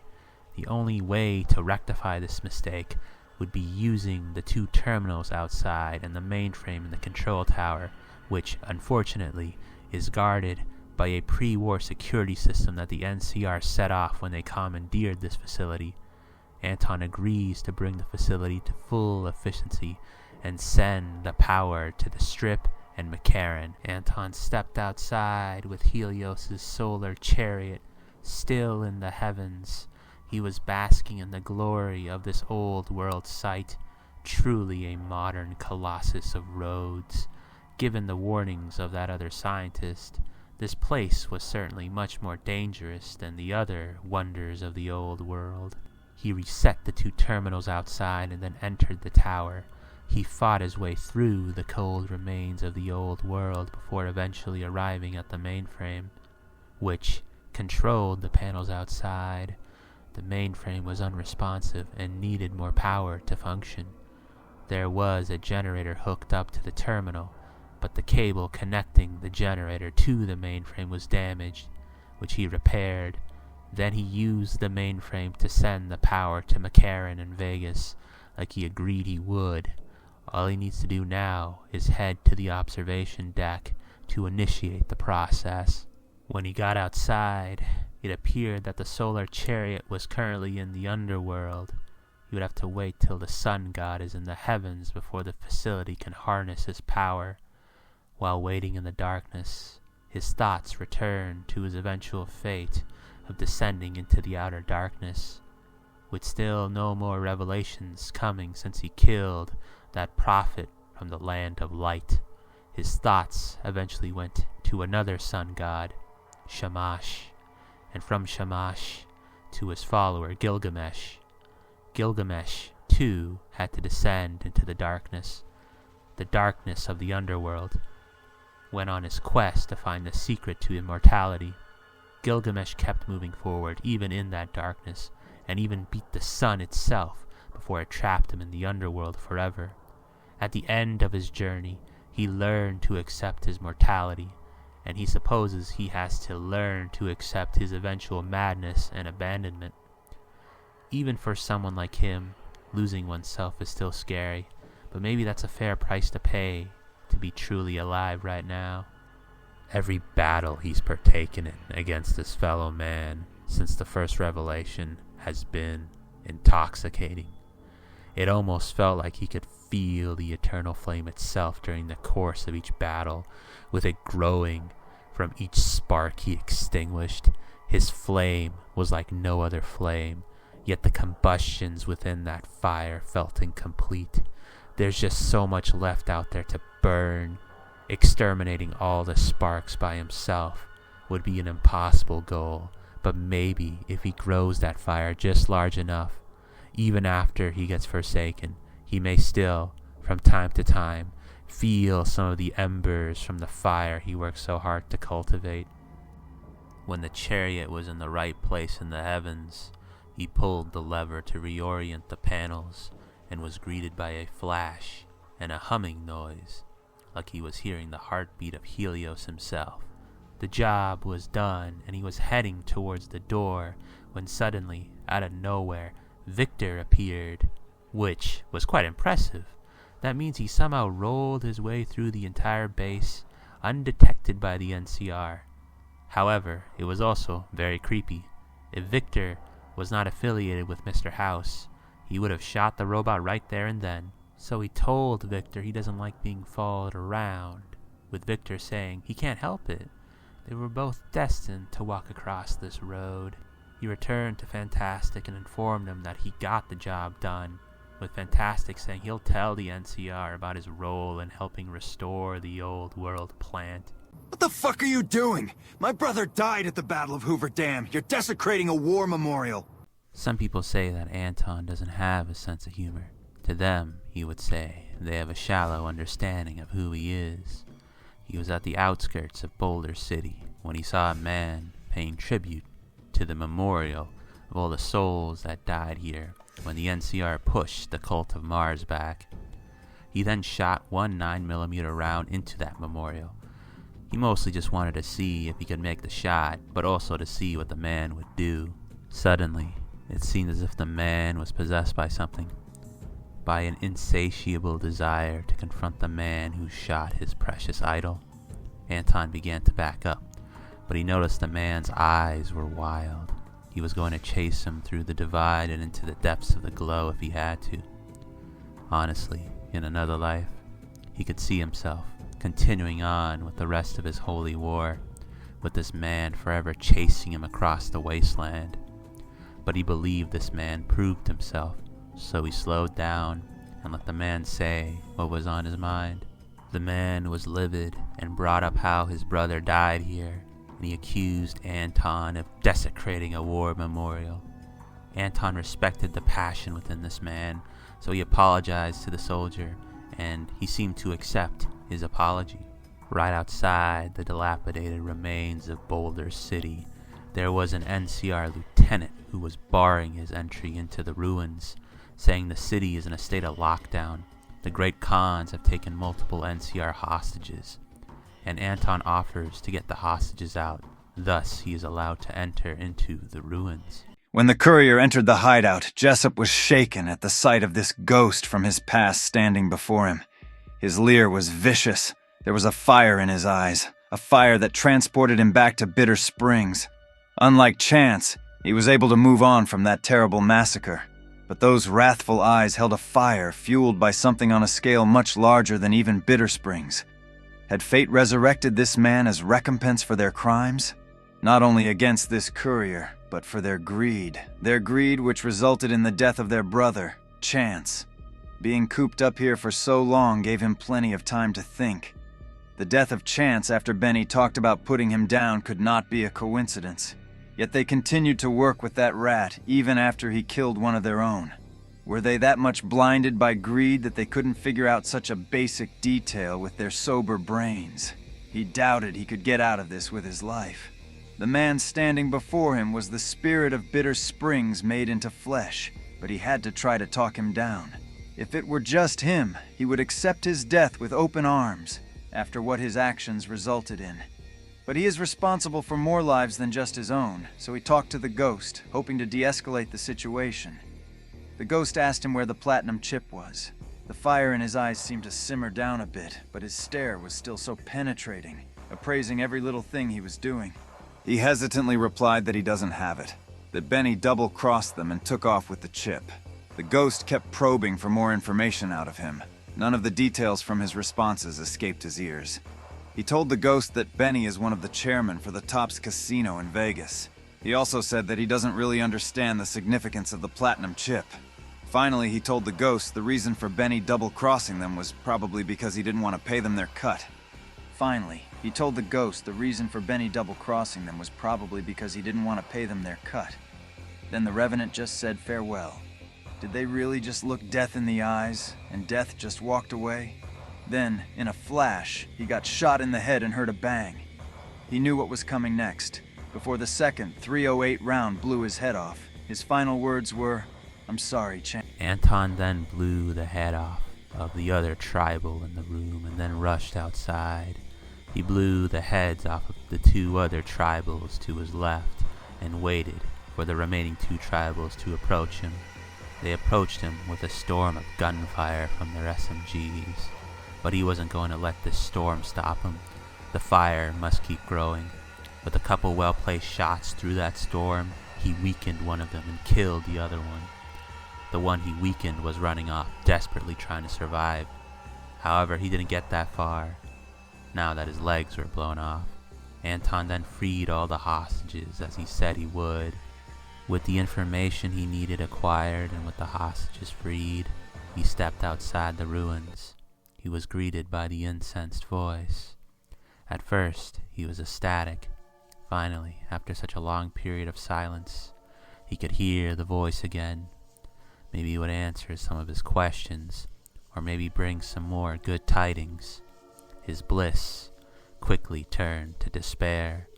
The voice admonished him of his failures during the period of silence, saying he made a grave mistake, which raises a question about his integrity. Until he figures out what that mistake is and rectifies it, this won't go away. And then, suddenly, it felt like the fire he had so cherished and venerated engulfed him. The flames felt like they were piercing every monad of his existence. Even with Anton's high pain tolerance, these flames were enough to even move him. He was unsure what he had done wrong. He needed time to think. But he could not just be idle. Idle hands are the devil's workshop. So he continued on with his holy war while fighting through the pain. Who am I? I'm the scariest motherfucker you ever gonna meet. I'm Cook, bitch. Better not forget it. Anton was on his way to the offices of the Crimson Caravan, deciding to follow the advice of that woman at the bar. It felt like the flames had gotten more intense. He was wondering if this is how Moses felt like when God was trying to kill him. He was fighting both an internal and external war simultaneously at this point. Even still, he knew this internal struggle would purge him of his lower self and mold him into the perfect tool for the voice. Like a moth to a flame, he too was willing to immolate himself for his beloved. For as the old world poets would say, beginning when I was a novice in love, my neighbor could not sleep at night from my whimpers, but now that my pain has increased, my whimpering has decreased. When fire takes over something completely, smoke dwindles. He met with the head of the Mojave branch of the Crimson Caravan, McLafferty. He told her that he's looking for work, and she replied that she needs an invoice sent to Dr. Hildern at Camp McCarran.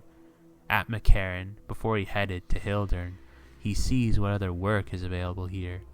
He spoke with one of the majors about doing some bounty hunting for the heads of 3 prominent raiders.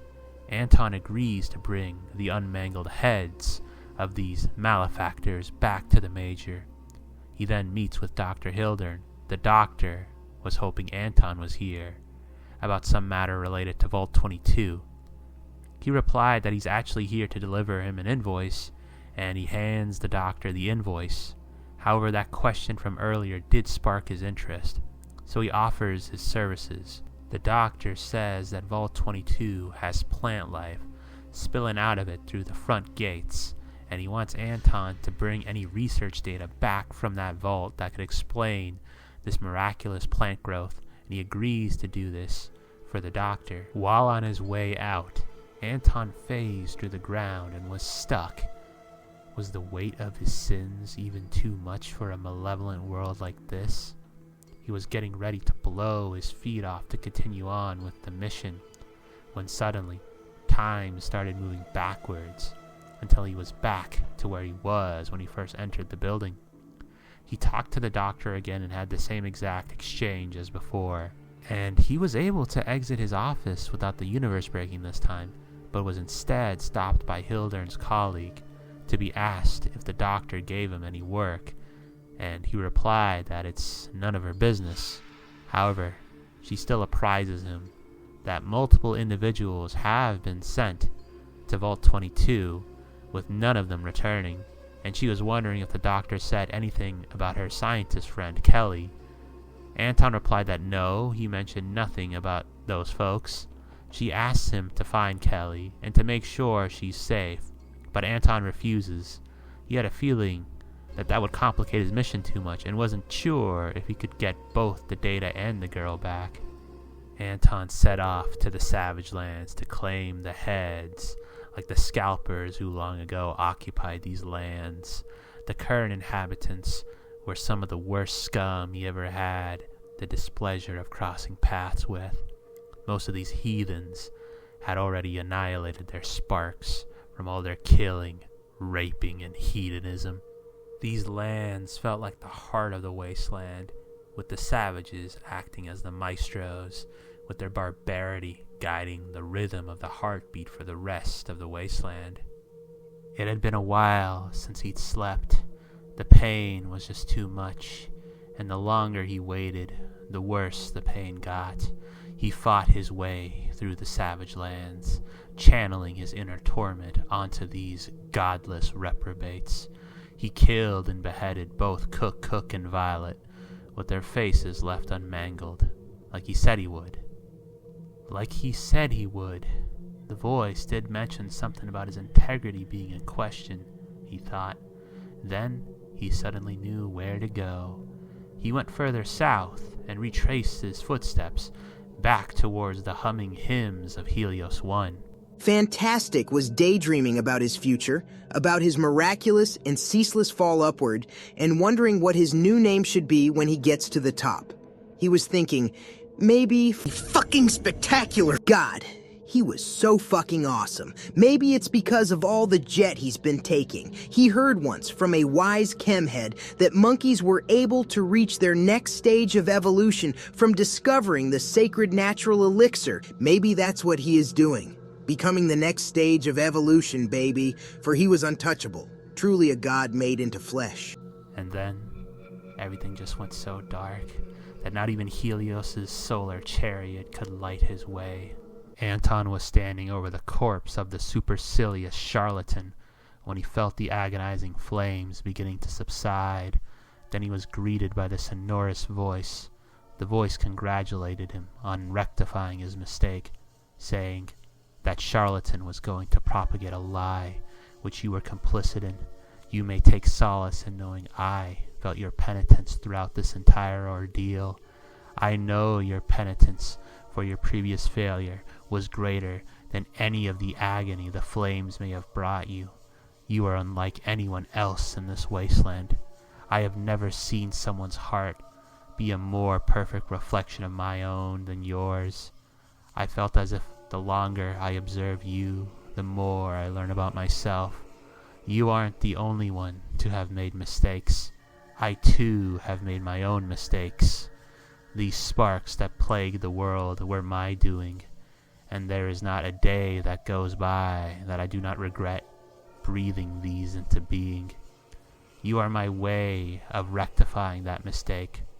May you remember this paean which I have dedicated to you. I expect this won't be the last time you make a mistake. The most defining trait of the descendants of Adam is their propensity to make mistakes, but I have faith that you will rectify any mistake you make to the best of your ability, because that's what I would do. After the sermon, Anton returned to McLafferty, telling her he delivered the invoice. She rewarded his efforts by assigning him 3 more jobs, with him agreeing to complete all of them. She wants him to buy out a smaller trading company, Cassidy Caravans, which just so happens to be owned by that woman at that bar. She is also displeased with one of her employees, Henry Jameson, who has connections in high places, so she can't directly terminate the man and wishes for him to find a way to terminate his employment. And finally, she wants him to steal the manufacturing specifications from the gunrunners. He then returned to the sordid lands and acquired the head of driver Nephi. There was still one more head up for grabs from this Hydra, Motor Runner. Even though he doesn't have a bounty, he wanted to see if he could get the full set. He fought his way into the heart of Fiend territory. Motor Runner was ensconced in Vault 3. Inside the vault, there was a lot of soulless husks in his way to Motor Runner's chambers. He almost ran out of ammo from all the degenerates he had to shoot. Through the bloodshed, he realized another one of the Voice's blessings. Ever since Boulder City, he noticed that almost every combatant he had slain had been dismembered in the most artistic way possible. Each body is like a snowflake. They all get dismembered in their own unique way, which makes each kill special. The Voice may be rigorous against transgression, but it sure does know how to reward his righteous behavior. It had been a while since Rick Lancer and the rest of his caravan laid eyes on the sun. There was no real way of knowing how long they were in here for, but their imprisonment felt like an eternity. They were all cadaverous. When they were lucky, their captors would sometimes feed them the most putrid filth, laughing at them as they desperately tried to ingurgitate the mystery slop they were feeding them. There was an effluvium of jet and blood in the air. It was nauseating, and it somehow smelled worse than they did. He had given up until he heard gunshots, explosions, and screams off into the distance. The cacophony of screams was getting closer, and he could swear he could now even hear the blood splattering on the walls. The savages guarding their cells all rushed out of the room. Then he heard a loud boom, and from the corner of his eye he could see the guts of their former captors unfurl across the walls of the hallway. Then he heard a few more gunshots from the hallway, and then nothing. Then a man covered in blood with the lapis eyes of a beast entered the room from that hallway. He looked like a malnourished beast looking for his prey. He wasn't sure if he should ask this man for help, but he doubted anyone else would ever come. So he called the man over. The beast's face lit up for a second after the lapis eyes met his. He instinctively looked away after he caught a glimpse of what those eyes led to. The beast sauntered towards the cell. He asked them what they were doing here, and Rick replied that they were being held for ransom. He then asked the beast if he could set them free. The beast seemed to pause for a bit. It seemed like he was unsure what to do and was debating the decision within his head. His indecision suddenly evaporated as if he had just had a revelation, and he took something out of his pocket, tossed it into the air, and slapped it down on his wrist. Call it. Heads or tails. Please, sir, no games. We need you to let us out. You are our only hope. The beast was now grimacing, with him saying in response, Come now. Have you not heard of the old proverbs about how men are born for games? How play is nobler than work? You are wrong, friendo. I am not your only hope. You are. This game is not some meaningless game. Games of chance require a wager to have meaning. As the old proverb says, for in my hand is the souls of you and your companions. Please, you don't have to do this. You could... Rick was about to plead again to the beast to let them out when he mistakenly looked the beast fully into his eyes. Oh God, he should not have done that. Whatever it was he saw in that deep ocean of lapis was appraising every single sin etched onto their souls. Their chances of getting out of there was much higher when it was just the mentally unstable savages surrounding them, but there was no escaping the judgment of that thing in his eyes. Are you not going to try to save yourselves? Or will you lot forever remain in that cell until the trumpet is blown? No, I'm sorry. We do wish to save ourselves. Please, if we play this game of yours, may you please let us out? You have my word. Now call it. Okay, heads then. The beast slowly removed his hand from his wrist, and just as slowly, a smile crept up on his face. The beast took out a bloody key from his pocket and inserted it into the lock, and then freed them all. Rick couldn't believe it. Was fate finally shining on them after the terrible trial they had to endure in this torture chamber? He thanked their savior and was about to lead his caravan out of there when his face went pale after he saw which side the bottle cap had landed. The beast then chucked a grenade into the cell, killing everyone in the party. Doing that felt so sweet. The other souls in this old world labyrinth had all burned their sparks out for the most part, but unlike the souls of the other degenerates here, the fire seemed to like this offering. With everyone else dealt with, he fought his way into the chambers of the last head of the Hydra and finally put that accursed beast out of its misery. His next destination was another old world sanctuary, and from the outside, it seemed as if their offering satisfied whatever fertility god they made their deal with. Despite the lack of light and the cold, soulless nature of this place, every corner of this prison was overrun with life, most interesting of which were the former inhabitants, who were turned into sparkless marionettes of the fungus as some cheap imitation of the Lord's ability to raise the dead, They honestly weren't too different from the chem-ridden fiends of Vault 3. There were terminals scattered across all the floors of this vault, some being journal entries from Keeley and others from its former inhabitants during the midst of the fungal outbreak. The fungus spread through the air. It was intended for small pests to be the only temples for these spores, but the scientists clearly flew too close to the sun. Or maybe their offerings were such a mockery of what was permissible that they were given the most ironic of punishments. He descended further into the vault and was able to find and download the research data that the doctor risked so many lives to find. There was an opening to a cave on that level. He fought his way through the mantises and Venus flytraps to find Kelly at the end of the cave. She wants him to help burn down all of the out-of-control spores. He replies that he's willing to do it as long as he gets paid. He follows her plan and burns all the spores down. Then he returns to her for his compensation, but her mind was now set on destroying any research data of the spores. She noticed it was logged that someone made a copy of the data. She then asked Anton if he knew anything about this, and he answers honestly that he did make a copy. She tells him to delete the files on his Pip-Boy, but he refuses. The disagreement turns hostile, leaving Anton with no other choice but to extinguish the only spark within this cold corner of the world. Finally, he returns to McCarran, gives the doctor the data, and informs Angela that her friend is dead. Who's that handsome guy? Hello, 911 emergency. There's a handsome guy in my house. Oh, wait a second, cancel that. It's only me. The pilgrimage through the wastelands of Anoretta had been a form of ablution for Anton's alien heart.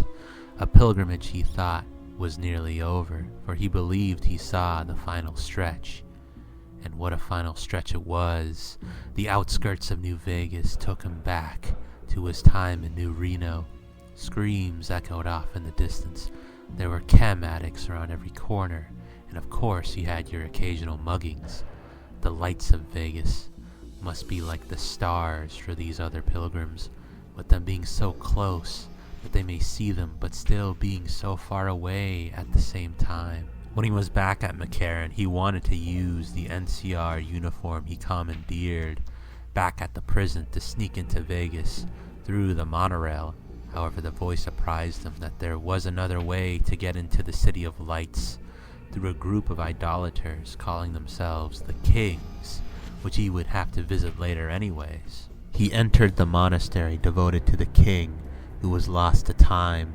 The followers of the long-dead nameless king were like his emissaries, with them talking, dressing, and acting out his will from beyond the grave.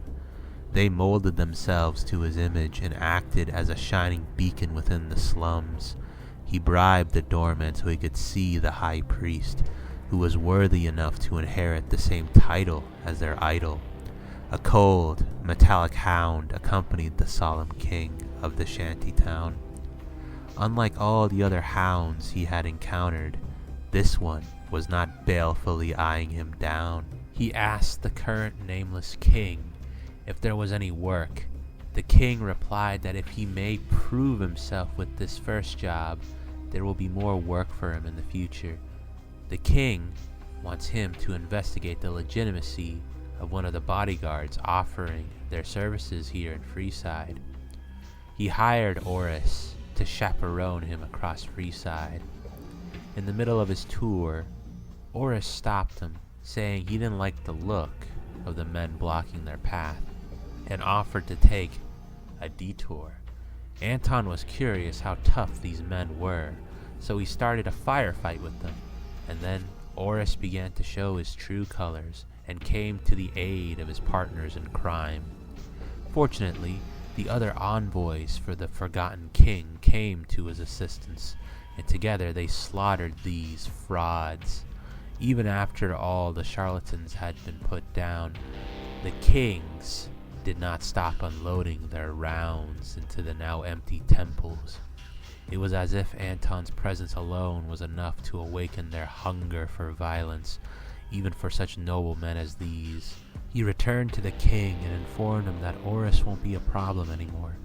Having proven himself, he was tasked with investigating why some of their friends were attacked by the pilgrims from the west. He learned from his investigation that these attacks were carried out by the NCR, which was trying to increase their presence in Freeside. They've also been handing out supplies to NCR citizens in Freeside, and even tried to do the same to the non-citizens by sending an envoy to the kings, but said envoy was nearly beaten to death, so that went nowhere. While he was explaining all this to the king, a firefight broke out between the second-in-command of the kings and those NCR missionaries. He went to go de-escalate the situation the best way he knew how to, when his plans were suddenly interrupted by the quaking voice. The voice instructed him not to resort to violence, but to instead negotiate a peaceful solution to this conflict.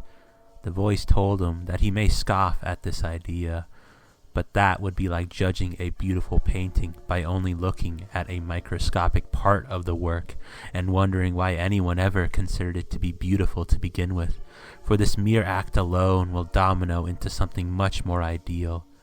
The voice told him to have faith, like how Abraham did. Even when things seemed wrong to him, he persevered on, for he understood that everything will surely turn out right when following the path that was laid out for him. He followed the voice's command, broke up the fight and returned to the king, and was rewarded with a pass into the City of Lights. What in the goddamn? Anton entered the strip after showing the robotic Razors his passport. He was on his way to the tops before Victor stopped him. Victor told him Mr. House wishes to see him and even wishes to assist him in taking his revenge on the Judas. He tells the robot he can handle this himself. After all, this was his fault, and he will not inconvenience his employer any more than he already has. He sauntered over to the tops. Despite all the bright, blinding lights, he never walked on more colder streets. The streets were filled with even more automated Razors and equally automated and soulless hedonistic husks who were deceived by the lesser traps of the absolute lottery of life. All the sights and sounds of Vegas were meaningless to him, for all he cared about in that moment was his showdown with the Judas. The wasteland and the trials of the voice molded him into a warrior who was more than ready for whatever these supposed reformed tribals may throw at him. He entered the tops to fulfill his end of the bargain. He was standing over the piles of mush that he reduced Benny and his cadre into. He excavated the talisman from all the steaming blood and guts it was buried under. Despite how diminutive it may have been, the weight of this talisman had the potential to change the wasteland, just as it had transmuted his soul, acting like the philosopher's stone to his alien heart. He gave Benny a quick and painless death, but he wasn't too sure if he deserved that. He grew to believe the seal of prophethood that Benny granted him was a gift, but after meeting his spiritual ancestor, doubt had entered his heart. There was truly no better feeling in the world than acting out the will of the voice, but the idea that he would eventually lose this communion terrified him even after all the mental gymnastics he did in his head. Yet the voice's words during that last revelation might have been orchestrated to alleviate some of these fears. It brought up the story of Abraham's attempt at sacrificing his son, how Abraham had faith, and did what he was instructed to do despite how wrong it felt, and everything turned out fine, and he was rewarded with not only his son's life, but with descendants that were as numerous and uncountable as the stars in the sky. Maybe he should have more faith and not be afraid to lose himself, like how a moth to a flame annihilates itself to become a part of its beloved. He must be willing to make the same sacrifice, for as the old world poets would say, when love in the lover for his beloved attains perfection, it hides itself in the unseen dimensions and thus leaves the lover's knowledge. The lover may think it has left him, but in truth it resides in the inner quarter of his tabernacle, for love is like a chameleon which changes its colors with every moment. It may say it has gone away when in fact it has never left. Maybe that's what happened to the chosen one. He took some solace from those words from the voice, but his fear never entirely left his person, and he was regularly marked from that point onward with a gloomy face. But that face was quick to alter when he was able to get the fire really crackling. After the walls had been given a fresh coat of blood from all the staff members, he left the tops to return the talisman to its rightful owner. After stepping outside, he was greeted by emissaries from both the bear and the bull, saying that he had been pardoned for all his crimes and that they each wished to meet with him.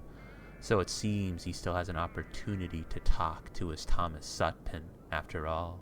He ascended the ivory tower of the Lucky 38 to meet with the suzerain of Vegas. Mr. House was impressed by Anton's commitment to deliver a package and said that he truly exceeded his expectations. He handed the blood-stained talisman to the ghost and was awarded with 1,000 caps. House used a chip to upgrade his army, but that is only a small part of his plan. Mr. House wants him to infiltrate Kaiser's camp to use the platinum chip to activate his other battalion of Rozzers hidden in the bowels of that camp. Anton agrees to this, for he wishes to prove that he is honest and sincere, an expert in a difficult field, and that he is reliable and worthy of continuing to do business with Mr. House. For House was the one who made a gamble on his life. He was the one who bet the future of the Mojave on some brain-damaged dying mailman, and doesn't wish to let House lose the lottery he entered himself into. Since he got pardoned by the NCR, he heads back to McCarran to do some things he was entrusted to do before, like helping interrogate a Legion prisoner. He's able to successfully persuade the yellow cultist to divulge his secrets, and was able to eliminate the Legion spy stationed at McCarran and prevented the monorail from being derailed. He later returns to Primm. His contract said his bonus for completion was only 250 caps, so he deposited the rest of the caps in Johnson Nash's house, and now he was no longer binded to anything he agreed to do before his first revelation. Had dreams. All right then, two of them. Both had my father in them. It's peculiar. Before heading off to Cottonwood Cove, Anton decided to settle some of the unsettled tasks he was assigned to do for the Crimson Caravan. He easily obtains the gunrunner specs after using a stealth boy. Henry Jameson was said to have been spending all his time idling around in the derelict brothel of the Atomic Wrangler. There was a young adolescent girl stationed outside the accursed place, day and night, pointing all comers to the pleasure hall, like some preacher holding the keys to some false paradise. He entered the Wrangler and confronted the intoxicated patron. Jameson replied in a very rude manner, telling him to leave, telling him he was making his luck turn bad. He ignored the remarks for now and told Jameson he's here to talk about terminating his employment, and the parasite refused the proposition, saying his father stated he could be in charge of the New Vegas branch. He ignored all the other idle sayings he spouted afterwards, and knew what had to be done for this ignominious soul. So, you inherited into the business? Yeah, so what? I'll tell you one thing. From that ocean of frivolous speech your tongue uttered, there was only one atom of truth in it. It is indeed true that I have made your luck bad. His lapis eyes then gave the parasite such a baleful stare that it sobered him up in no time, leaving him in a cold sweat. Wait, listen. I think we got off on the wrong foot, man. Maybe we can work something out. I'm sure we can. Things have a habit of working out with me. He pulled the bottle cap out of his pocket, flipped it into the air, caught it, and slammed it down onto the counter with such force that to the parasite it seemed that the act had shaken the building itself. His hand remained on the bottle cap. Call it. Heads or tails. Why? Just say what you believe it is. What do I stand to win? You stand to win everything. And I truly do mean everything. I don't know, I think I'm done gambling for today. Really? I know your type. You're the type of gambler that never knows when to quit. Otherwise, someone of such a bourgeois background as yourself wouldn't be caught dead in a place like this. But to me, it seems your gambling skills are about on par with your management skills. Listen, if you want me to leave the Crimson Caravan, I'll do that. Just give me a little bit of time. I know I can get the money. I just need a few more days. You lot are all the same. You always plead to be given a few more days and that everything will change. But no, even if that were to happen, nothing would change. All right, you win. I'll march out of here right now and go straight to the Crimson Caravan offices and deliver my letter of resignation on McLafferty's desk. I'll figure something else out for my money problems. It's too late for that. You have already pushed all your chips forward, and it's time to see the results. What? Isn't this what you wanted? What I want is for you to call it. What would me doing that accomplish? It would be the actualization of the inevitable. Like this bottle cap that is below my hand, which was at one point just a slug in a mint, and after its minting it was used to seal a beverage. There was very little thought given to the minting of these diminutive metal seals, but regardless, all else followed. Even after the great deluge of atomic flames, these seals traveled from the old world into the scorched world, and now used for barter and as a source of many quarrels. For this seal under my hand is a microcosm for the origin of all things. It traveled here from a scavenger to a trader, or from a trader to another trader, or from an employer to an employee, or from a victim to a thief, or from a thief to another thief, or as spoils from a great battle, or from any combination of these actions which eventually led to it ending up in the same degenerate den as you and I. This was all written long ago, with you and me being nothing more than tools of this written will. This seal is either head side up or tail side up, and you alone must call it. You're crazy. What are you talking about? Call it. Heads, I guess. Anton lifted his hand from the table, and the parasite's face turned completely pale. He then blew the parasite's head across the counter. The proprietor and the other patrons in the den didn't seem to care too much about the hit that was performed right in front of their eyes. Their hearts were too consumed by their vices to even bat an eye at this poor soul who lost his last gamble. He then returned to McLafferty, informing her about the jobs he completed for her.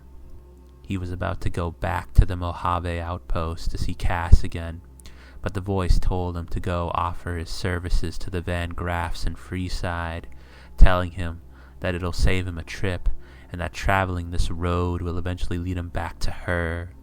As he entered their establishment, he watched them execute one of their own right in front of his eyes.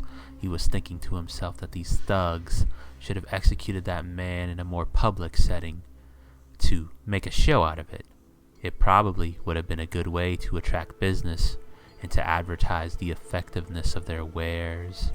He completed the first two jobs for the Van Graffs, with nothing too much of note occurring, but for his third job, he was tasked with bringing Cass back here to have a little chat with the treacherous siblings. He agrees to this and sets off to see Cass again. He first talked to Cass about the Crimson Caravan buying out her caravan. At first, she was unwilling to sell, but he could sense that hunger for violence deep within her when they first met, and knew she yearned to leave this place. He was able to eventually convince her to leave her prison, and was even somehow able to convince her to travel with him. He wasn't even quite sure why she was willing to follow him. Maybe she really liked his haircut. Cass wasn't too sure why she was following the man with the shitty haircut. Maybe it was that smell of danger that surrounded him, which enticed her so much. Whatever roads this man will walk will certainly be more interesting than this depressing bar. They were on their way north to the Silver Rush, but that strange aura that he first sensed when he met her was still on her. Normally he's very reclusive, but on his way to Vegas, he kept probing and learned a little bit more about her.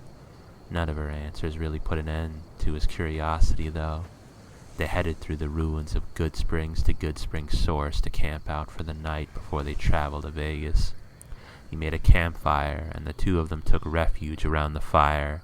It sounded like they could sometimes hear the whispers of the former denizens of Goodsprings echoing off in the distance, like the former residents were trying to reach out from the afterlife to warn the girl of the company she was keeping. But hopefully, the fire will keep them from advancing any further. He pulls out some iguana bits and begins biting down on the strange meat. Her eyes were fixated on the flames, and there were clear signs of unease marking her face.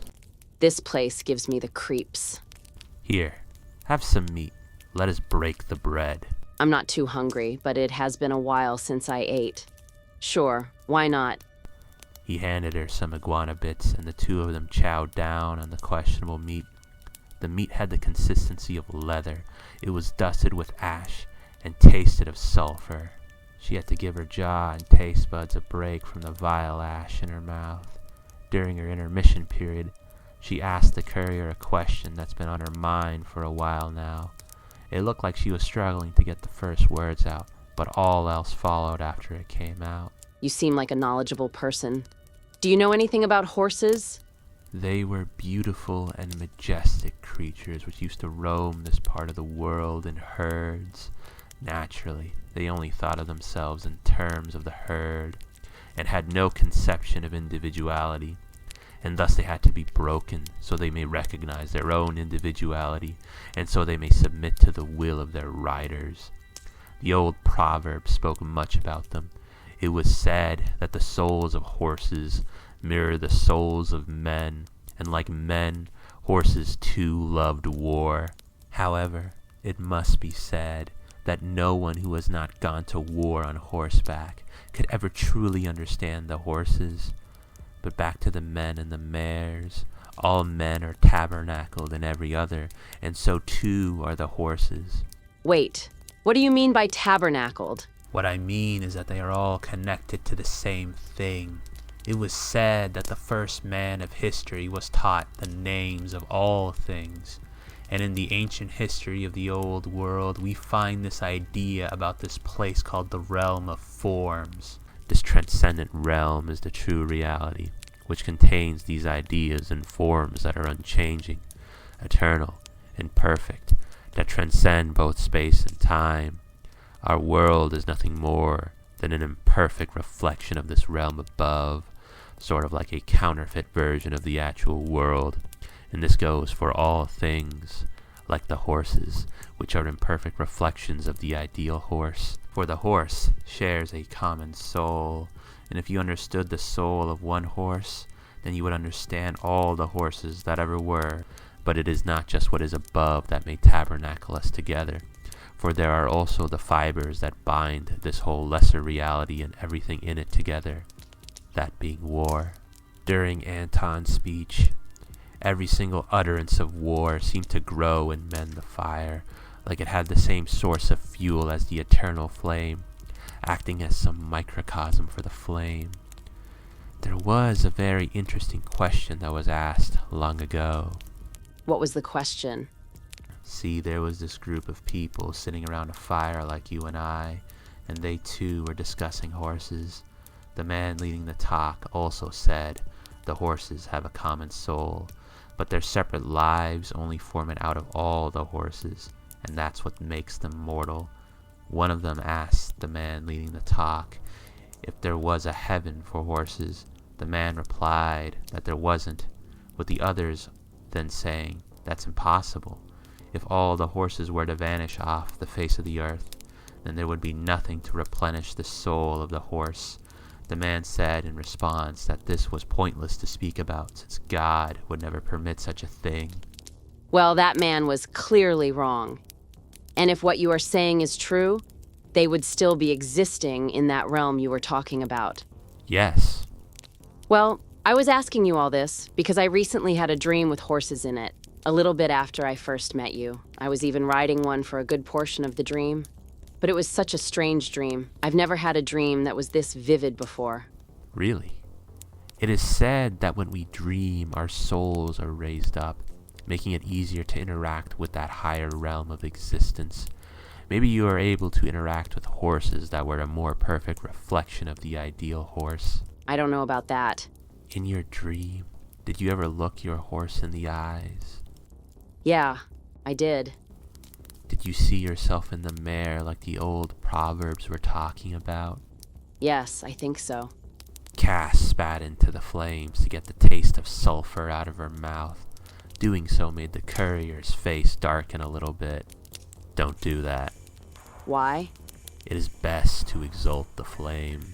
All right, man, you did set up the fire. Sure, I'll properly exalt your fire from now on. Back to you, though. You said your mother came from a tribal background, right? I did. I see. There are some interesting parallels in that.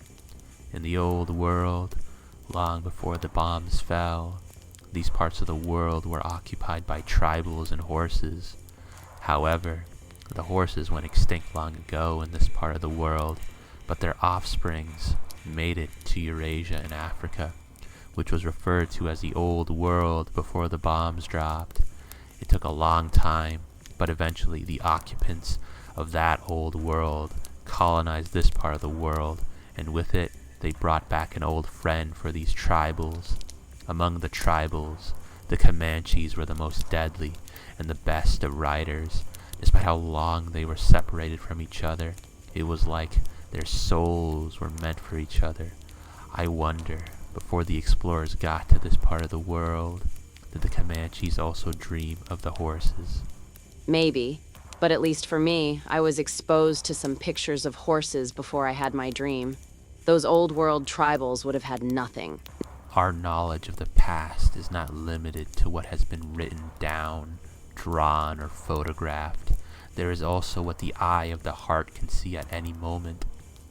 When I walk the wastes, I truly do feel the interconnectedness of all things. Sometimes I could feel the shadows of the ponies and of their long-haired riders, and even hear the sounds of their hooves still galloping, accompanied by the war cries of the riders from all the long-lost nations. I feel the shadows of the raiders and tribals who roamed these lands after the bombs fell. I even hear the jingling of the bottle caps in the pockets of the raiders, and the conversations spoken in whatever primitive dialect those tribals may have been communicating in. The shadows are not just limited to the past, though. I feel the future shadows, too, who will also fight over this malevolent land for generations to come. I believe the bond that these old world tribals had with their horses must have been imprinted on their souls, and like me, they too could hear and see the shadows of the past horses. Now she really wasn't too sure why she was still following this man. He's got a shitty haircut, his meat is bad, and he's fucking crazy. But then what does that say about her? What could be crazier than following the advice of a madman? She's come this far, might as well tell him the rest. There's more to my dream than just the horses. I was wondering if you could tell me what it all means. Well, I'm not Joseph, but I could try to divinate your dream. You sure do talk funny, but thank you. The dream had my father in it. It was peculiar. The last time I saw him, I could barely even talk, and he just disappeared one day, going off somewhere to the east. I never did learn the reason for his departure, but it had to have been for something meaningful. I just know it. I was hoping maybe there could be something in this dream to say what that reason was. Start from the beginning, and let's see what we can decipher. All right then. It was like we were back in older times, long before the bombs dropped. It looked as if the horizon itself was bleeding, with the swelling blood flooding every corner of the valley. The blood that tainted both this world and the firmament was slowly oxidizing. It felt like I had been riding for a while before this, looking for something or someone. I had a twin-barreled shotgun strapped to my back. There was a strange atmosphere enveloping the entire valley, an atmosphere that seemed to be suffocating my horse. She looked like a scared child, and I had to dismount and embrace her and whisper a few things into her ear to console the poor creature. I told her everything will be okay, and I will always be here to protect her. We came upon a river overflowing with the malevolence from the wound in the sky. I spat into the river and saw my saliva get carried off upstream to the east. I stared at it in disbelief, and then I plunged my arm into the stream of blood, and it seemed motionless. I spat again. It went the same way as before, into the oncoming darkness. I wasn't sure what lands we had crossed into, but I supposed it was as good as any other place to set up camp for the night. I gathered a bunch of tinder, twigs, and a few logs, and by the time the fire was properly lit and kindled, the darkness had completely surrounded us. The horse stood next to the fire with her red, glistening eyes, seeming to be the only other source of light in this dark world. The temperature rapidly dropped, and it started snowing. The fire was dying. I was about to get some more wood, but I was stopped by her. She didn't want me to leave her here all by herself, but I whispered into her ear, saying that I'll be back and that I would never abandon her. Then I plunged myself into the darkness, hoping to find something to keep our world warm and lit. From where I was, the only source of light besides the dying fire off in the distance was the yellow, bioluminescent eyes of the cackling wolves watching from the depths of the void that was engulfing us. They sounded like demons and were like a portent for what was to come. My eyes eventually adjusted to the darkness, and I felt my way through the cold of the night and was able to gather an okay amount of wood while I heard the constant circus of grasshoppers in every direction. I was about to head back when I heard the slicing of the air behind me. I dropped all the wood in my hands, with me both ducking and spinning around, nearly dodging the blood-thirsty intent of that blade. I drew my shotgun, fired, reloaded, and fired again. The flashes unveiled the figure swathed behind the darkness. He had a great black beard and an even greater smile that lustered from the flashes. He wore ragged overalls, and the dark void in his eyes sucked up all the light from the two flashes. Those two point-blank shots seemingly did nothing. He didn't even flinch. He was wielding a brush hook and was about to decapitate me. I tried backstepping, but I backed prematurely into a great oak, and he shattered my shotgun into pieces. I circled around the tree with my back to it. He tried swinging at me again, with me weaving past his blade this time, and I made a run for it back to the fire. The horse was staring into the flames, and the fire somehow got larger than the last time I was there. The mender of the fire emerged from the flames as if the man were native to that element, like a djinn. He wore a similar garb to the bearded man, but his arms were longer, and he was armed with a spade. The horse was screaming, fully utilizing her lungs at the oncoming djinn. She saw me emerging from the darkness and galloped in my direction. I quickly mounted up and rode into the east without looking back, not wanting to figure out what he was going to do with that shovel. She was galloping through the ocean of darkness as hard as she could. We were moving against the cold, roaring winds, and I could also feel the snow being kicked up by the hooves. We were met with the occasional branch, but we kept moving through the night that had neither moon nor star in the sky.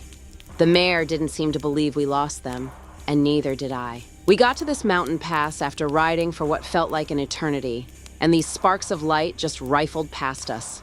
It was someone else on horseback. The rider had his head down, he had a blanket wrapped around him, and he didn't say a word.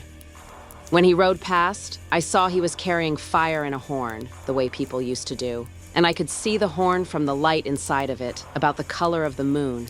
Not knowing where else to go, we followed the rider. We went uphill, downhill, and eventually left the valley.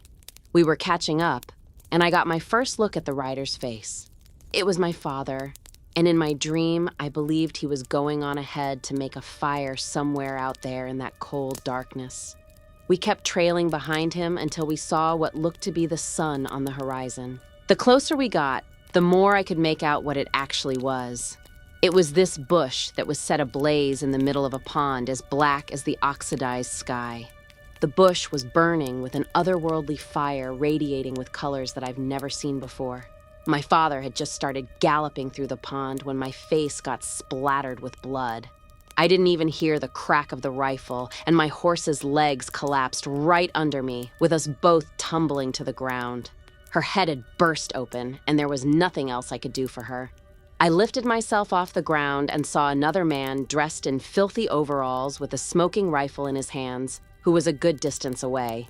I started running towards my father with the bullets whizzing past my head. I just started trudging through the dark pond when the rifling of the bullets stopped. My father had dismounted near the bush and offered his horn to the strange fire. The fire seemed to have accepted his offer, with it growing slightly. Then everything began to shake, even the sky itself, and this thing emerged from the depths of the seemingly shallow pond.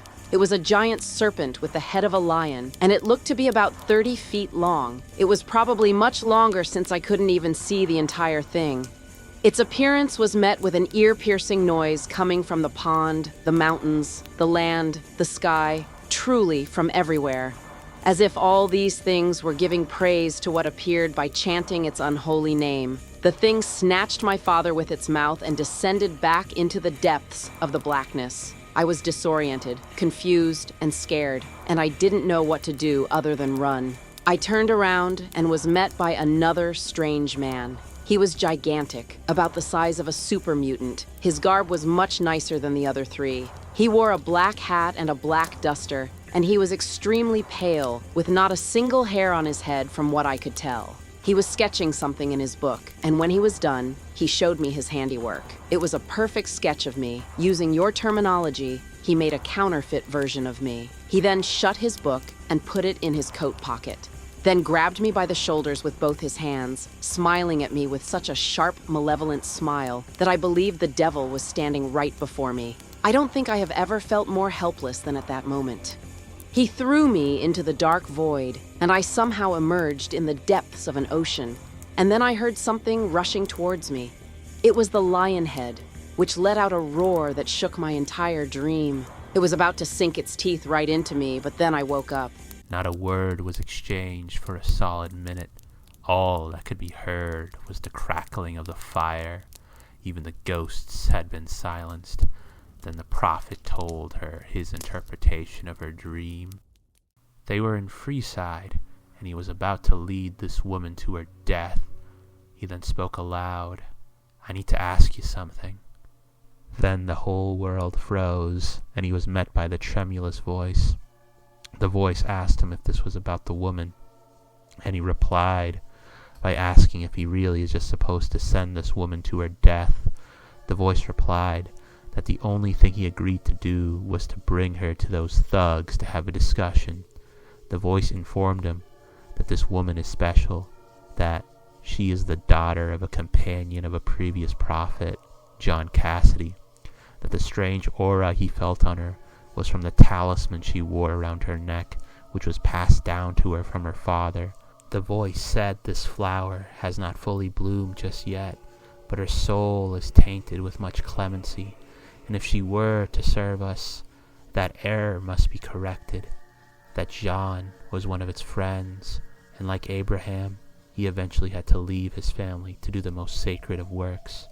The voice said the daughter deserves a chance to save herself.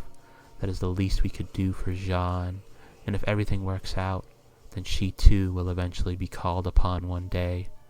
Then the voice was gone, and he could hear the sirens off in the distance again. What did you want to ask? He took a bottle cap out of his pocket, spun it into the air, caught it, and slapped it down on his wrist. With his other hand still covering the bottle cap. Call it.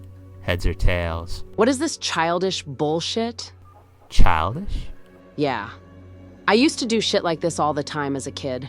I remember there was this dumbass kid one time, a little younger than me, who kept following me around.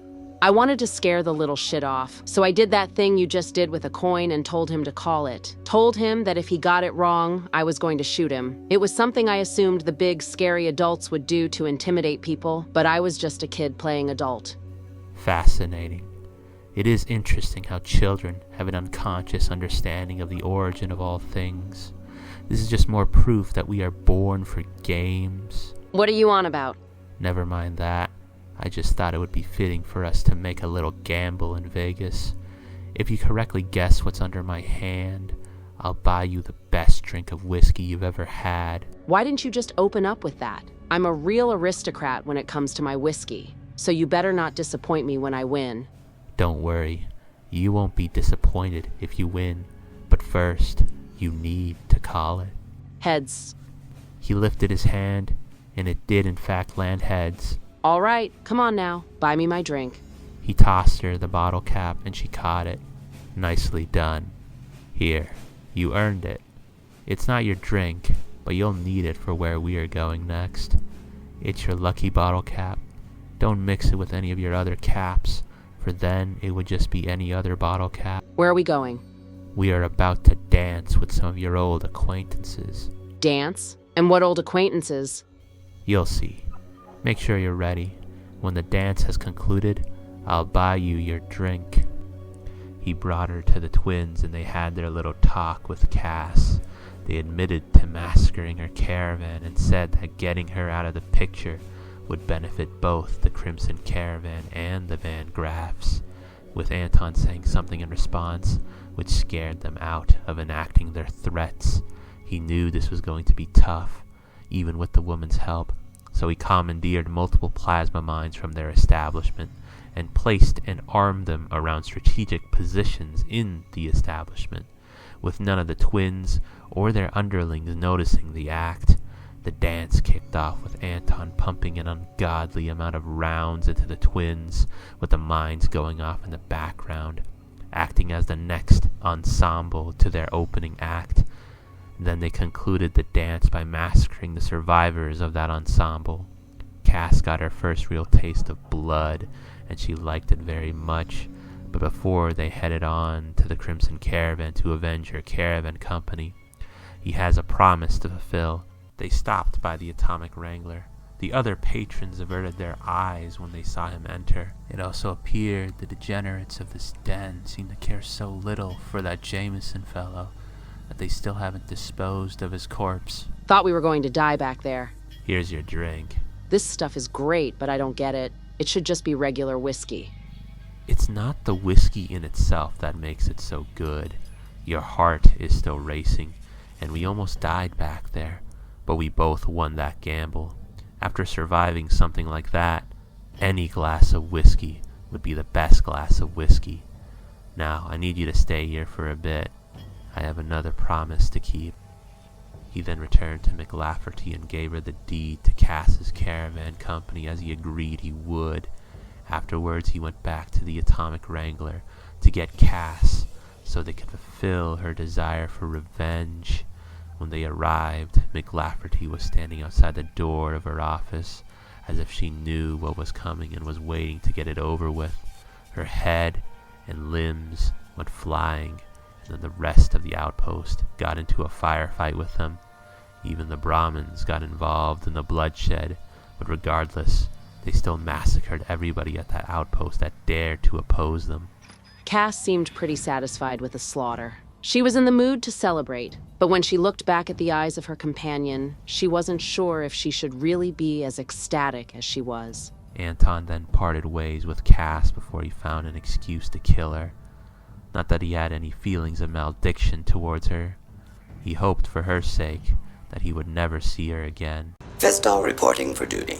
Please assume the position. He returned to the Atomic Wrangler to see the corpse of his favorite victim, when one of the proprietors told him they wanted to employ him as their debt collector. They must have been impressed by his resume, which he splattered on their counter a few days ago. He went to the first debtor and convinced her to hand over all the caps she had, plus any other valuables that he may sell to a trader.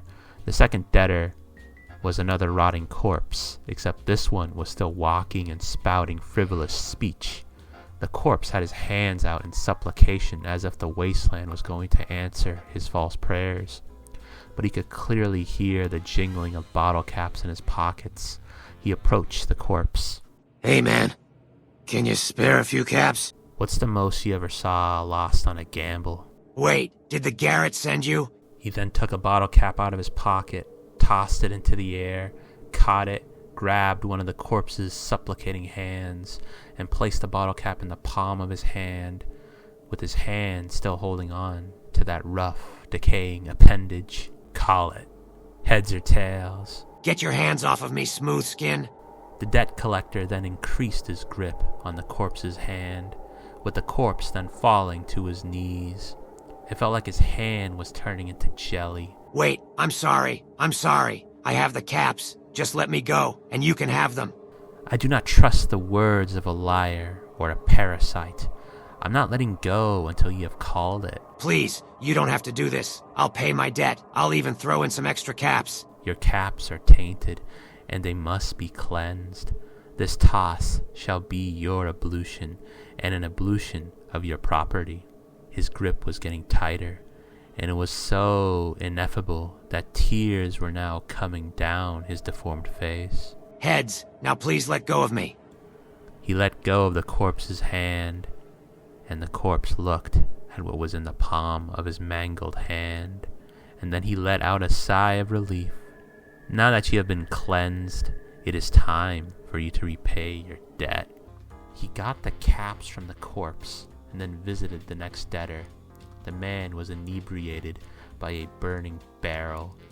He had to get a little rough with him, but he was able to press him to voluntarily give up his caps. The last debtor was in the strip, and they wanted this man dead, and for him to bring his hat back as proof. He did as he agreed he would. He killed the man and brought his hat back to the twins. He then spoke with the other twin who ran the den. They were looking for more exotic workers to fulfill the desires of their clients. He found a walking corpse to whore herself out in exchange for unlimited access to the devil's drink. Then he convinced some smooth-talking past escort to also whore himself out for the den. He entered the cerulean robotics building to find something for the techno-fetishist clientele. He reprogrammed one of their robots into a sex bot with some software he got from Mick and Ralph's. After awakening the golem, it asked him to assume the position. Since he agreed to deliver a functioning sex bot, he had to test that it functioned properly for the mission. After the session with Fisto, one of the kings barged into the building and gave him a stim pack, which he did in fact need after going through what he just went through. But he also cannot have another soul know he was in such a compromising position. So he executed that king member right there and then. After exiting the building, he was greeted by a triune of old women, all in pink dresses and armed with rolling pins. He thought that this triumvirate was, in fact, the fates themselves, here to weave his final thread, but after turning them all into mush, it appeared as if they were just a trio of mad women. It seems wherever he goes, madness follows, and soon this madness will catch up with him. I'm one of you. Don't eat me. Eat the smooth skin. Sorry, boss. The voice had one final task for him before he may meet the son of Mars. The voice wants him to trace the Black Mountain radio broadcast to its source.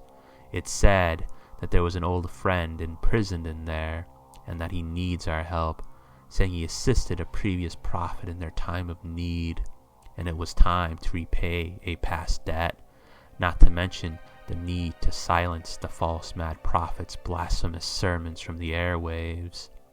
The schizophrenic suzerain of these mountains of madness was a nightkin, calling herself Tabitha. This quarrelsome abomination started a mutiny against another companion of the previous prophet, who, because of her quarrelsome nature, exiled himself from these mountains to somewhere northwest of here with his followers. This was Anton's first opportunity to fight the children of the Master. He heard much about the Master growing up, how he almost brought the wasteland to its knees. The Master was like the leader of the Watchers, Semjaza, with most of his children being like retarded versions of the Nephilim. And like Semjaza and the Nephilim, the blasphemous children of the Cathedral received divine punishment.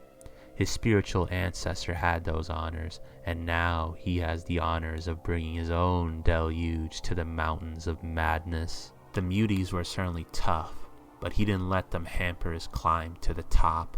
He eliminated all the spiritual descendants of Anak on the peak of this Neo-Mont Hermon, and was rewarded for his efforts with an ancient weapon. The prophet of madness was confronted on her pulpit by the true and living prophet of destruction, and was taught the meaning of prophethood. Then he freed the voice's old friend from his prison. Raoul couldn't believe his old myopic eyes. The man who walked into his cell had the same look in his eyes as that kid who was trying to save his padre and the rest of his family at Tucson. But this can't be the same guy. That was more than a century ago, and he certainly was no ghoul. He did kind of feel bad for never saying thank you to that kid for freeing him from that death sentence the Tinkers gave him. So when speaking to the man, he implied that he wished to travel with him, with the man only saying in response that it was too soon for him and his time will eventually come. Then he set off. I'll destroy it because it's inevitable that it be destroyed. It's Hegelian dialectics, not personal animosity. Anton was traveling towards Cottonwood Cove while quoting from more old-world poets whose names are now lost. No one is like me, so miserable, for I am in grief both when I see you and when I see you not. These thoughts were interrupted by a revelation from the voice, saying it wishes to bestow upon him some more gifts to help with his pilgrimage. He visited another town in which the doghead had preached, with signs of his trickery billowing into all corners of this hellhole, which was permeated by a thick layer of radiation rather than by fire and smoke. But he was here for what was in the basement of a dilapidated old-world church. There were 3 holy frag grenades, blessed by the voice. The voice said that when the time came, he would know when to use these weapons of mass destruction. As he left the cloud of radiation, the sun was dying and seeking refuge in the underworld, with its blood reddening everything in the cove. Further into the cove, like in the old proverbs, he came upon a solitary bull, or in this case, a Brahmin, rolling in the dust against a blood-red sunset, like an animal in sacrificial torment. At the edge of the cove, he found another sacrifice, as if the Legion set this offering out for him in anticipation of his arrival. The rays of blood were shining down on the sacrifice, like the universe was trying to mark his next target. The hellish sun had been tearing into Anders the entire day, and now its rays of blood were like a spotlight directly shining on him, obscuring everything in his field of view. But at least the sun was going to be under the horizon soon, and he could finally get a slight moment of reprieve from his perdition. That is, until he saw a dark figure emerging from the hellish fires, as if descending from the heavens as some vicegerent of the bloody sun to continue his torment even after it had set. The offering was dehydrated and malnourished and was asking for mercy and to be set free. He told the offering that he'll be back, with the crucified tribal begging for him not to go. He set off further into the cove, ignoring the pleas of the savage. There were more heads immortalized on pikes like in Nipton, and there were slave pens off in the distance. Whenever he passed by an acolyte of Mars, they called him a profligate. It seems the reformed tribals were never taught manners when they were indoctrinated into the cult of Mars. He got to the docks, and they headed upriver. At the fort, they commandeered all his weapons, including the platinum chip. He was finally able to meet with the suzerain of the East, Edward Sallow, the Kaiser. The son of Mars first asked the courier what he was thinking to dare show himself in front of the great exalted Kaiser after all the crimes he had committed against the bull, with him saying in response that he wished to see the mighty Kaiser with his own eyes. The son of Mars then threatened to strike him blind, but afterwards gave great praise to his actions across the Mojave. The son of Mars wishes for him to destroy whatever old world contraptions lie sealed behind one of Mr. House's bunkers, located here in the fort. He does not ask Anton whether he agrees to the task or not. He just returned the chip to him and assumed his presence alone was enough to compel him to do it. He used the chip to pry open the old world tomb. He terminated the out-of-control security system and then inserted the world-changing talisman into the old world console. The dormant army came to life with their roars of activation, bellowing from the depths of the core of Anoretta, which made even the stars themselves fall from the sky. He left the epicenter of the quaking and returned to the son of Mars. He assumed all the shaking was a result of him destroying the old tech housed in that tomb, and thus assigned him the task of killing Mr. House. The son of Mars again did not ask him if he agreed to the task. He just assumed he would complete it. Anton did not know if he was ever going to get another opportunity to do this again, so he asked him a myriad of questions about his background, what he thinks about the other factions, and why he does what he does. Kaiser even explained Hegelian dialectics. He never read Hegel, but he'll take Kaiser's word for it that that's how it all works. They had similar backgrounds, and he believed Kaiser sensed that and was looking to make him a successor to carry on his will. Kaiser was not exactly what he had expected him to be. His diction was quite vulgar, but he was quite forthcoming and open with him, divulging many things to him that he would never admit to any of his slaves. His whole image is that he is the son of the god of war, and here he was just admitting that it was just all a sham. The prospect of being a part of the Legion raids was certainly enticing, but he, in good conscience, could not be a part of something like this. Anders had no idea what was going on. A few hours after he spoke with the prophet of darkness, the earth began to shake with such intensity that many of the stars in the sky began to fall, like they were birds migrating away from whatever wave had been cast out from the depths of the earth. Then, a few more hours later, the figure swathed in darkness returned as he said he would, and with it, the stars that remained had blackened as if they were transported from the shores of the Colorado River to the shores of Hali on Carcosa. What's happening, man? Is the world really ending, and I'm just stuck here on this cross? You may take solace in knowing that I've been sent here to you as an act of mercy. Anders was now able to make out the face of the figure blanketed in the darkness. He had 2 bullet holes on his forehead, and his eyes were... As he looked at the vicegerent in the ocean of his eyes, the ocean began to expand from the corner of his eyes and submerge his entire being. He couldn't breathe and was having a panic attack on the cross. God, please save me. He got a moment of reprieve from the torture and was now in a coughing fit. It felt like he was submerged in the oceans of the Arctic, but the only thing drenching his skin right now was his cold sweat. Calm down. How can the heathen expect salvation if they won't even comply with the simple baptism? What did you do to me? Did you give me some trippy chem when I was not looking? No drug in the world could make you feel and see what just happened. But now that you have been cleansed, it is time for the judgment to begin. What judgment? He took a bottle cap out from his pocket.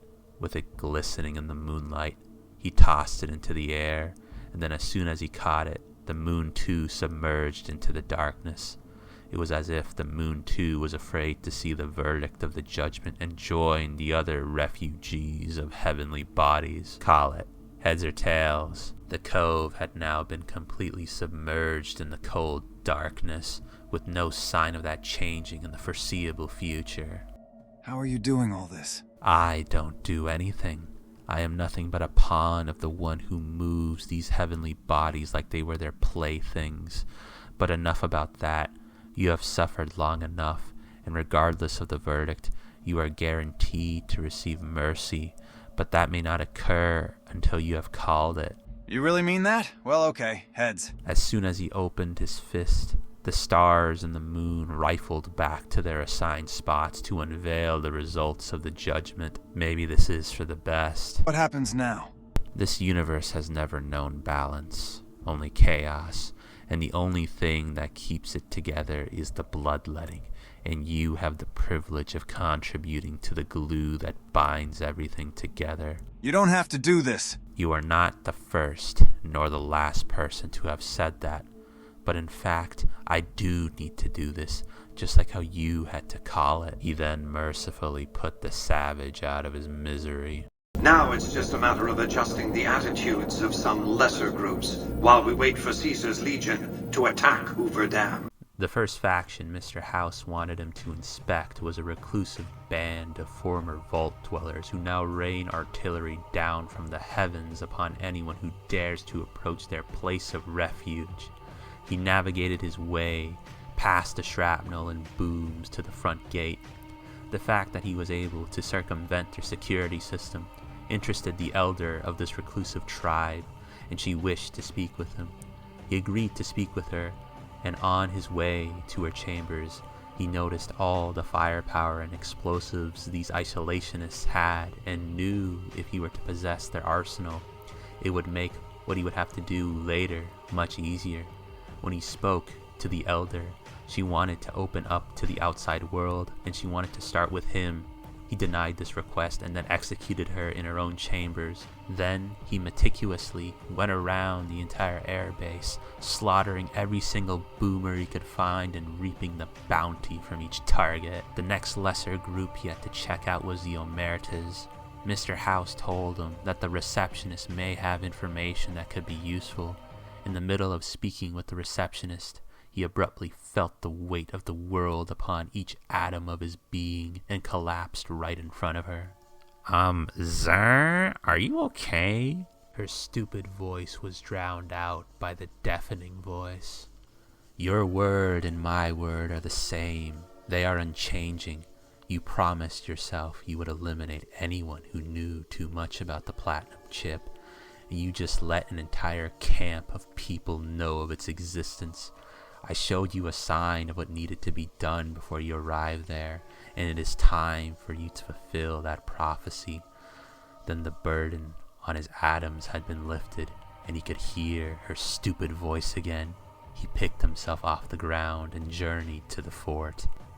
The war drums sounded much more pronounced than before when entering their camp. They asked him to surrender his weapons, and this time he did not comply. Then he began the slaughter. He targeted everyone, including the slaves and the children too. The slaughter was so grand that even the sand itself was dyed red. It was like he had planted roses all across the compound. He was like a miraculous gardener bringing back life to these dry, dead lands. After the perfume of blood had spread all across the compound, he entered the tent of the son of the god of war to show him the true meaning of war. He was outnumbered, so he baited them all outside the tent and sent most of their limbs flying with the frag grenade. He was looking down upon Edward's sallows entrails. If he were one of the harspices of ancient Rome, he doubted he would be seeing anything too pleasant written on his entrails. He then returned back to the Omertas and placed it under friendlier management. Next, he was tasked with genociding a band of metallic monks with a hoarding problem. He entered their temple, and they sent their envoys to speak with him, but he started unloading the boomers' arsenal at the oncoming messengers. He blasted his way through the bunker, activated the self-destruction sequence, and now another prophet had buried a chapter of the metallic monks under mountains of rubble. On his way back to Vegas, the voice told him to cut through the 188 trading post and said he would know why when he got there. At the trading post, he found a conspicuously veiled woman. He spoke with the woman, and she eventually asked him what he thought of the Brotherhood of Steel. He answered that he was already acquainted with the Brotherhood. He told her he killed all the inhabitants of a Brotherhood bunker to the west of here, and that response turned the woman hostile, so he put her down with 2 rounds into her temple. He was kind of baffled looking at her corpse. She still had her head attached to her body. Her head should have been turned into mush, but he supposed he just witnessed a miracle. He then threw the miracle child down the highway to hide the body and then returned to Vegas. Back in Vegas, he investigated the White Glove Society and helped them out with their cannibalism problem. Nothing too notable occurred there except that a vengeful squadron of metallic monks jumped him during his investigation while he was armed with nothing but a cane. but they didn't stop him from bringing to light their cannibalism problem. Finally, he traveled northwest to help another companion of a previous prophet. He dealt with the mercenaries that were harassing their town and even helped treat their schizophrenia problem, although his help did end up turning violent at the end. We shall see how brave you are when nailed to the walls of Hoover Dam, your body facing west so you may watch your world die. The president of the NCR was planning to give a speech at the dam to raise morale. However, all of Mr. House's models show a high probability of him being assassinated in said speech. Mr. House wanted to send Anton to safeguard him, but unfortunately, the NCR was still upset at how he slaughtered everyone at the Mojave branch of the Crimson Caravan. So because of the NCR's silly obsession with the past, the president got assassinated. The last thing Mr. House wanted him to do was to infiltrate the El Dorado substation to jumpstart the Lucky 38's reactor. He broke into the substation, eliminated the lethargic garrison, and then jump-started the reactor. All the preparations had been completed. But before he went to put an end to this war, he asked the voice one final question. I believe I already know the answer to this, but what are you? Then the bird of free will had left his temple, and in its place entered the voice, and through the voice he spoke, I am nothing. He regained consciousness shortly after this, but he could still hear echoes of what the voice said through him, bouncing off the entire wasteland. Not only that, but it appeared as if everything in this unbalanced universe was prostrating towards him. Never in his life had he heard more truer words, and neither had the rest of the wasteland. The second battle of Hoover Dam began, and what a bloodbath it was. Every faction participating in this battle was out to get him. The NCR, the Legion, and even the Khans. However, descending from the heavens came an invisible ally, an army of angels on horseback sent to assist him, who rained fire down from the heavens. He fought his way into the Legion's camp and confronted the beast from the east. He took the high ground and finished off the Avatar of Mars. Then he finished off General Oliver and his cadre with the holy frag grenades he was gifted with, and thus concluded the Battle of Hoover Dam. And so the courier who had cheated death in the cemetery outside Goodsprings cheated death once again, and the Mojave wasteland was forever changed. Mr. House's Securitron army took control of Hoover Dam and the Strip, pushing both the Legion and the exhausted NCR out of New Vegas. Mr. House continued to run New Vegas his way, a despotic vision of pre-war glory. The streets were orderly, efficient, cold. New Vegas continued to be the sole place in the wasteland where fortunes were won and lost in the blink of an eye. The courier, cruel and merciless, had ensured that Mr. House would maintain complete control over New Vegas and everyone in it. Mr. House afforded him every luxury at his disposal in the Lucky 38, partly out of gratitude and partly out of fear. Though some super mutants in Nightkin continued to journey to the legendary Utopia, they found little trace of its existence. Some eventually found their way to Jacobstown, but many wandered off into the wastes, confused and disheartened. Still grappling with self-doubt over his usefulness in the face of old age, Raoul was never able to find peace with himself. Eventually, he left the Mojave and assumed a new name, as he had done so many times before. Without organized leadership, the remaining boomers slowly drifted away, leaving Nellis Air Force Base to be flooded by prospectors and scavengers. All of the boomers' accumulated knowledge quickly scattered, and their existence slowly faded from memory. Buried beneath tons of rubble, the Mojave chapter of the Brotherhood of Steel was no more. Those few who were outside the Hidden Valley bunker when it was destroyed settled into new lives, or headed west to find a new chapter to join. Their leaders destroyed by the courier, the fiends scattered throughout the wasteland. Without the organization of Motor Runner, Cook, Violet, and Driver Nephi, they were easy prey. Travelers continued to stop by Goodsprings Source for water on the Long 15, but rarely would anyone venture into the ruins of Goodsprings itself. Those who did were almost always tourists, come to visit the graveyard where the courier rose from the dead. The slaughter of the Van Graffs and the Crimson Caravan caused no end of trouble for NCR back west. Already struggling, NCR's supply line suffered further as the two caravans withdrew support until the massacre in the east was resolved. Cass lived to see Hoover Dam in its old world glory, humming with power the likes of which the Mojave had never seen. Vegas burned brighter than ever. Securitrons filled the streets, and Cass's heart skipped, just a little. Her last words were to the dam and to herself. We were going full speed ahead, but facing backwards the whole time. Thanks to the courier and Lily, a cure for the Nightkin's schizophrenia was found shortly after Dr. Henry's experiment concluded. Nightkin and other super mutants in the wasteland flocked to Jacobstown, and the town became known as a haven where a mutant could find peace. Lily continued to take her medicine at half doses, and although she remembered her grandchildren, her mind remained muddled and confused. Eventually, she parted ways with the courier and traveled west, seeking the remnants of her past. Flush with his victory, Mr. House sent Securitrons into Freeside, thinking to increase his control over the area.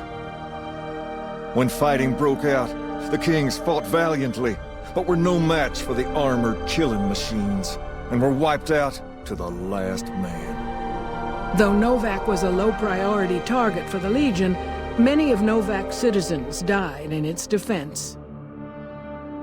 With no other communities coming to its defense, Novac would eventually fall to the Legion's persistent attacks. The NCR, battered by the loss of the dam, were unable to devote any troops to retaking the correctional facility from the powder gangers. As a result, powder ganger raids on caravans became an unfortunate fact of life in the Mojave for years to come. After the majority of the Vault 19 powder gangers joined the Great Khans, the weaker members scattered throughout the Mojave wasteland. Though a few managed to erase their past, most never survived the journey. After Hoover Dam, Sheriff Myers runs Primm with his own style of frontier justice. He deals with most folks fairly, but now and then someone winds up dead with little to no evidence against them. And so the Courier's Road came to an end, for now. In the new world of the Mojave Wasteland, fighting continued, blood was spilled, and many lived and died just as they had in the old world. Because war never changes. Some of y'all are probably wondering why I dedicated myself to working on this project that took several months to complete. And I don't know why. It was probably for some dumbass reason. I don't really know how well this video is going to do, but I just hope the people who did see it enjoyed it. This was my first time writing anything like this, so it was destined to be a bit amateur. But I felt like the quality of my writing progressively got better the further I got into the playthrough. I know how some of the people in the Fallout community are like, and hopefully I don't get like a 12-hour plus response video about why this video sucks and want you to kill myself. But let me address the Gnostic themes that were presented in the video before anything else. No, I am not a Gnostic. A lot of the stuff I said in this oftentimes was the exact opposite of what I believed in. I just wanted to thematically match McCarthy, and even though I don't hold a Gnostic worldview, it works really well in fiction. In a meta kind of way, Fallout does have a Gnostic cosmology. The whole world is a counterfeit version of our world, and when I was talking about the world being unbalanced in my commentary, I was kind of referring to all the glitches that are in the game world. Now, I will say McCarthy was much more subtle when communicating the Gnostic themes than I was. I kind of realized later down in the project that I was unconsciously doing what McCarthy did when he made Blood Meridian. When he made Blood Meridian, He basically made a counterfeit version of my confessions and added all these Gnostic themes to it. And here I was basically making a counterfeit version of No Country for Old Men and adding all these Gnostic themes to it. On a side note, I don't believe there were any Gnostic themes in No Country for Old Men. The closest we got was when Chigurh said he models himself after God, and if that's in reference to the Demiurge, that would make a lot of sense.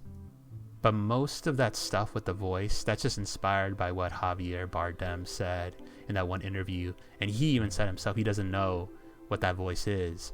But I just wanted to tie in to the Gnostic themes in the other works and just make it be the Demiurge's voice. Okay, now I want to talk about the ending I got. I wasn't 100% sure if a House or Legion ending would be more appropriate. The Legion ending with Linnaeus as Caesar is certainly the most destructive ending, and I thought it would be pretty fitting if Anton's face got minted on a coin, but Mr. House just lines up more with the person Anton returns the money to in the book. I don't plan on doing any of the DLC, but I was still thinking about what Joshua Graham's interaction would be with this version of Anton. I think it would probably be very interesting. I feel like if Graham saw Anton, he'd probably have like a crisis of faith. And I was thinking that it would be really cool if he could somehow reach Gnosis and escape the clutches of the Demiurge, with the Demiurge then punishing Anton for failing to extinguish Graham's spark. But I would like to hear what you guys think about my portrayal of Anton. Did you guys think he was more or less evil than his movie and book counterparts? He certainly does more good here, but I feel like I could have done more to show his internal conflict. I only touched upon that a couple of times in the whole story. You guys are also more than free to try this run yourself. It'll probably end up different than mine. But thank you all for watching. It must have been a hell of a mountain of a video to get through. I wish to end this video with a quote from All the Pretty Horses. When I first read this book, it was in the middle of me working on this video, and I found this passage that sounded very similar to how I talked about the voice, which is pretty cool. It's basically a passage describing the vaqueros that came to watch the main character break horses. They looked like animals, trussed up by children for fun, and they stood waiting, for they knew not what, with the voice of the breaker still running in their brains like the voice of some god come to inhabit them.